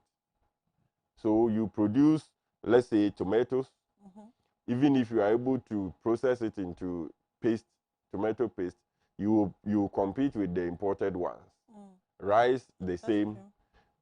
Which commodity in Ghana? Everything you produce. Do you know that some people have started importing palm oil, and the one we eat, we use in preparing our own, not the other processed ones. The palm oil, the red one. The red. Some people have started importing these from China. When we should be exporting. We should be exporting. And the reason is that that one is well packaged. Look at this. So you see our attitude as Ghanaians, and then the support from our state, particularly the support from the state. Because if government says from 2022, January 1st, 2022, no importation of rice, what will happen? And everything that we grow, no importation. Yes. Yeah. Say no importation, or at best, okay, for the sake of those who make business out of it, okay, we are cutting down importation of rice by 50%, for example. Okay. It means it will give room for Ghanaians to consume the local rice, and so it will encourage farmers to do more. And then the packaging issue also. Does that mean we need to step up when it comes to packaging as well? Because if it's the same content, sometimes I've seen certain tomatoes in certain form of, stylish packaging, but you open it and the content in the, even talk about our drinks. Akpeteshim. If it is put in a very beautiful, bottle, and we are saying it is coming from US, it's Canada. We would leave So you know what the Kumasi guys started doing some time ago? You know, we call some slippers and some of these footwear, we got them Asante made. When they finish producing it, they put made in China or made in Italy. They put that sticker there for you to believe that it wasn't made in Ghana. And even right on that too, maybe deviating a little even from the agriculture. People who manufacture furniture now, it is now that we are even seeing that some of our locally made furniture are competing. But there was a time when if you want the most stylish ones, you have to go for the imported, and they were so expensive. Very. Bringing it in the duties and all that also, but people wouldn't mind because they would like their friends to see it in their room. But then I saw that there's this part on your way to the new facility, health facility at Atomic Kwabenya. There is this, yes, Gan East Hospital. There is this carpentry shop there. You should see the quality of work they are doing there. So being given the needed education, technology and all that, I think that we can. So as you were saying, if the government would make certain policies and certain laws that will block, then it means that more people will get interested in these parts as well. And when more people are interested, competition. Yes. When competition comes in, that's when we better will make things better for ourselves. You see, when your previous interview you had with the politicians, you know, the bottom line of all this fight in the parliament is that the budget is pinned somehow. Well, one side thinks that the budget is pinned with some information or with some things that are not conducive for the population. Others think that we want to do things right and so on. Do you know why all these things are going on? We are importing everything. We export very little. And so our money, the value of our money is always going down. We always need foreign support to be able to survive as a country and all this. Now, if we were to make policies and be strong in enforcing these policies or laws, that we would not do this, we would not do that. Let's say we are not importing furniture into Ghana anymore. Who will not want to buy it? I mean, the Ghana-made ones. We have no option. And it will pose competition to those who make furniture to do things right. Because if you don't do yours well and this other person is doing it well, his will be patronized and yours will not be. You see? But people spend money going to even, you know, they import home use, go to La Paz, you know, home use furniture and so on. And we are interested in buying that one compared to what the carpenters here are doing. But the thing is that, again, the training, the education. This guy has not been taken through certain trainings, has no access to certain machines that will make a piece of furniture of a certain quality as the one which is imported. So he is using his strength, the saw and the hammer. What about the other equipment that somebody elsewhere is using to make this one look nice? So we need support. Generally, we need support. Right down from environment to education. Yes. I'm trying to access marketing. Yes. Now, let's see. Today is Farmers' Day. In some of the districts, they celebrated the Farmers' Day, I think, a week ago, and some are also doing it concurrently with the national celebration. I have been there some time ago when I was a field officer with Care International. I was doing some what we call the Agric and Natural Resource Project, and it was a Farmers' Day. We were part of it. It was, for me, for the farmers, it was a happy day for them. But for me, it was a sad day for me. The reason is that a farmer brought a bunch of plantain. Some brought palm, you know, the palm oil, the palm fruit. Brought different animals and so on. And when the celebration was done, the people who needed to speak finished speaking, and the farmers, the event was over. Now, these farmers who came from their villages needed money to go back. So the items they brought for showcasing, they needed to sell them. Now, if I go to this pavilion and I say, okay, I want this bunch of plantain for, say, 5 cedis. Oh, how much is it? They will say, let's say, 40 cedis. So, I'll pay 5 cedis. And he has no option. No option. The farmer has no option. If he doesn't sell it to you at 5 cedis, he has to He has no money to go back, and he also has to carry it. The cost of transportation again comes to add up to his cost. So he has no option. He has to sell it to you. That is the fate of farmers in Ghana.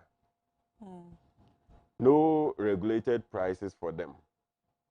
I learned that since the inception of free SHS, the government also set up buffer stock for certain commodities, but those are the ones that can be stored for long, like the rice and the maize and those ones that can be stored for long. We should even ask ourselves, the rice that are fed to the senior high schools, is it local rice or imported rice? Because that's somebody's business. And are we aware which type of rice they are being fed with? Government said they were going to boost the consumption of cocoa products, so chocolate drink and so on. That was way back, and the promise was that children in basic schools and those in senior high schools were going to be given a drink a day. Where did that go? When you go to Ethiopia, my last time there, I was amazed. During lunchtime, you see people gathered. You know what we would see on Friday night at various joints where people have round tables, sitting around table and drinking and so on. For them, during lunchtime, you see people drinking coffee because coffee is produced in Ethiopia very much. And they drink their own coffee. But how many people drink anything made of cocoa in Ghana? You see? So even our chocolate is a chocolate. luxury. Yes, it's a luxury to eat. The cost is higher. Yeah. I go to the communities and the people will tell me, so didn't you bring us any chocolate? Because we produce the cocoa and yet we don't. You know, ideally they shouldn't be asking me that question. But the fact is that they can't afford the cost of the chocolate, the bar of chocolate, even those made in Ghana. Yeah. So they would rather want you to buy it for them. That's the unfortunate bit. We are not consuming our own products. From food crops to cash crops and so on, we are not doing it for ourselves. Yeah. You see, and agric is becoming an obsolete or a neglected sector, more or less. The growth rate of agric, if you check from the past, say, 10 years, you will realize that even at some point, agric grew by 0%. I think that was, 2015 or 2014. The growth rate of agric was 0. Imagine this. And yet we are always buying things from other people's countries. So how do we want to grow? So, you know, somebody this morning when I was coming on one of the radio stations, a farmer, a disabled farmer from the north said, there is no use in celebrating Farmers' Day. Somehow, I think I agree with him. Because the day is worth celebrating when much attention has been paid to the sector. We are celebrating. Today, there's a celebration is in Cape Coast. Go to Cape Coast, you see the items that have been on display. And ask those who are displaying those items what their challenges are. And they will not tell you anything short of what I'm saying. Maybe what I'm even saying now are the smaller ones. Yes. So it's a big challenge that as a country we need to take a look at. Then for individuals who are at home listening to or watching us, we have been, how do I put it? We have come to see luxury in a different way. If you have one plot of land and you build your house, the next thing is for your luxury, you think of tiling the whole compound, either with pavement blocks, with tiles, floor tiles, or cement, ordinary concrete cement or something. That makes you, a guy. And any thought of gardening is for the best flowers. Exactly, the best flowers.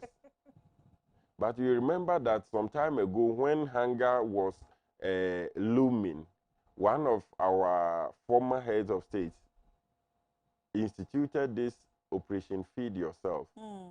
That one was to strengthen the backbone of agriculture, introduction of backyard gardening. So you don't need land before you can even... General Echampong. Yes, thank you for that. Kutu Echampong. Yeah. You see, you didn't need a land before you can grow pepper and tomatoes. Do it and eat your organic pepper and tomatoes. Yeah. Because now on the market, if you should take your cameras to certain farms, those around Accra, even in the villages, and they tell you what chemicals they are spraying on the cabbage and the lettuce and all those, the pepper that we are having here in Accra, you wouldn't want to eat again. And that said, even I was saying earlier with the politicians earlier that even with maybe you are staying in a rented apartment or a place where you don't have land or the land is cemented, or there are still other forms. Because I researched some time back, I found there was even bottle gardening where people use gallons. There is this whole garden, an old lady in my area, a whole garden she has made, and nothing is on the floor. Some bamboo sticks she has, and she's hanging things, and they look so beautiful. They were so we can do research into these things. So we can encourage. When you come to my house right now, you know the yellow gallon, the oil gallons and so on. You cut it into two, fill it with soil, get some kitchen waste droppings and so on, put them there. That's your fertilizer. You don't need the inorganic fertilizer. And when you come to my house right now, the pepper and the tomatoes and the carrot that I harvest from my farm are not even those that I plant in the soil. I mean, on the ground. But those that are... The bamboo you were talking about, I have them in my house. So why would we want to live like we always want to rely on... You know, even pepper now, people want to buy it from the supermarket to show class. Common charcoal. They go to the supermarket to buy charcoal because it's class. You don't buy anything from the ordinary open market. You go to the supermarket and buy. Why are we doing this to ourselves? Oh my. Of course, all these produce that go to the supermarket are also from farms. But can we also help ourselves, do something for ourselves, and eat organic a bit? Then when we need them in large scale, beyond what we can produce in our homes, then we go out to buy them. You see? Yeah. That's very true, and very, very, very good notes there from Mr. I have some remarks and some comments. This very one, Patrick Mensa Nati. And Patrick, I know this is addressed to the earlier discussions we had on the political show.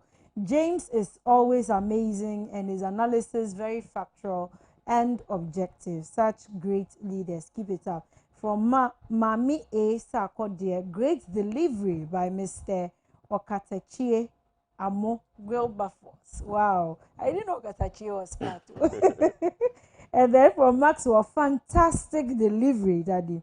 When he says, it is time for us to grow what we eat and to also be eating what we grow. And I think that is a very good summary on what we've been saying from the very beginning. To wrap up, okay, there's another one. It says, Mr. Mu is a multi-purpose man. Yes, I believe that would be the best definition that we can give to you. I don't know if I can guess who is sending this, because I think on my Facebook page, on my Facebook account, I posted a picture and somebody wrote this.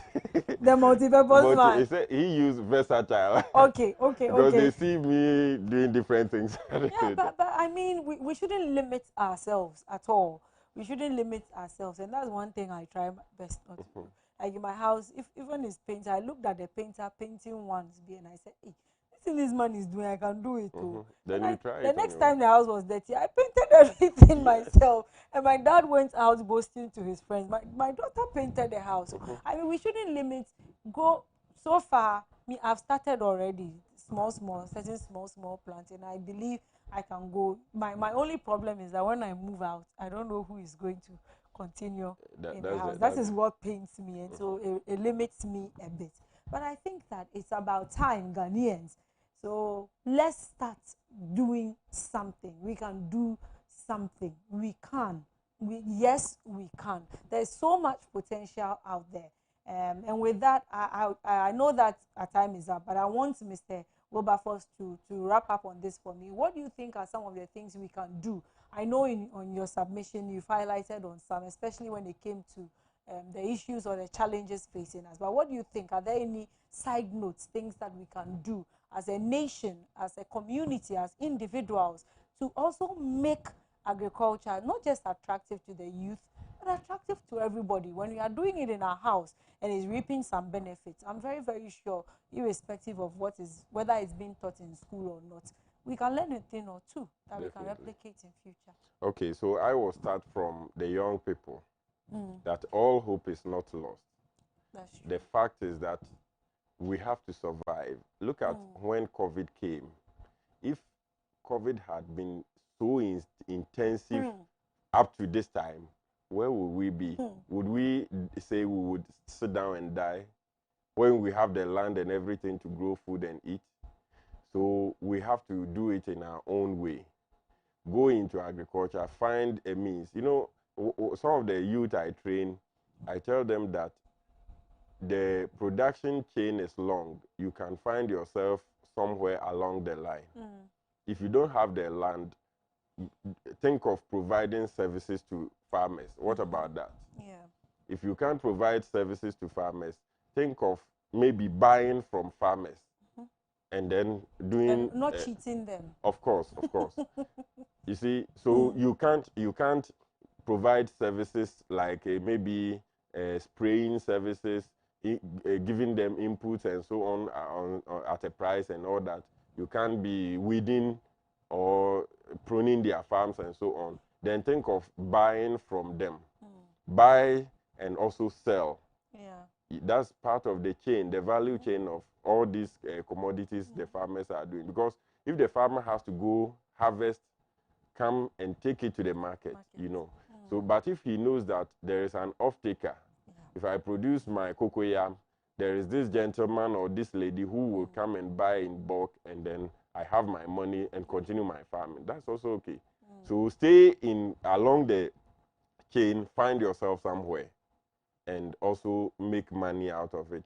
Don't think that money is in the city alone. I mean, of course, there may be money in the city, but are you going to get it? You will end up being used for Sakawa by somebody. So just find yourself along the line. Then to policy makers, to the general public now, we can do agriculture no matter where we are. Maybe you live on the 5th floor, you can still do farming. Like we were talking about the bottles and containers and so on. Do it in your own way. On the corridors, Maybe balconies.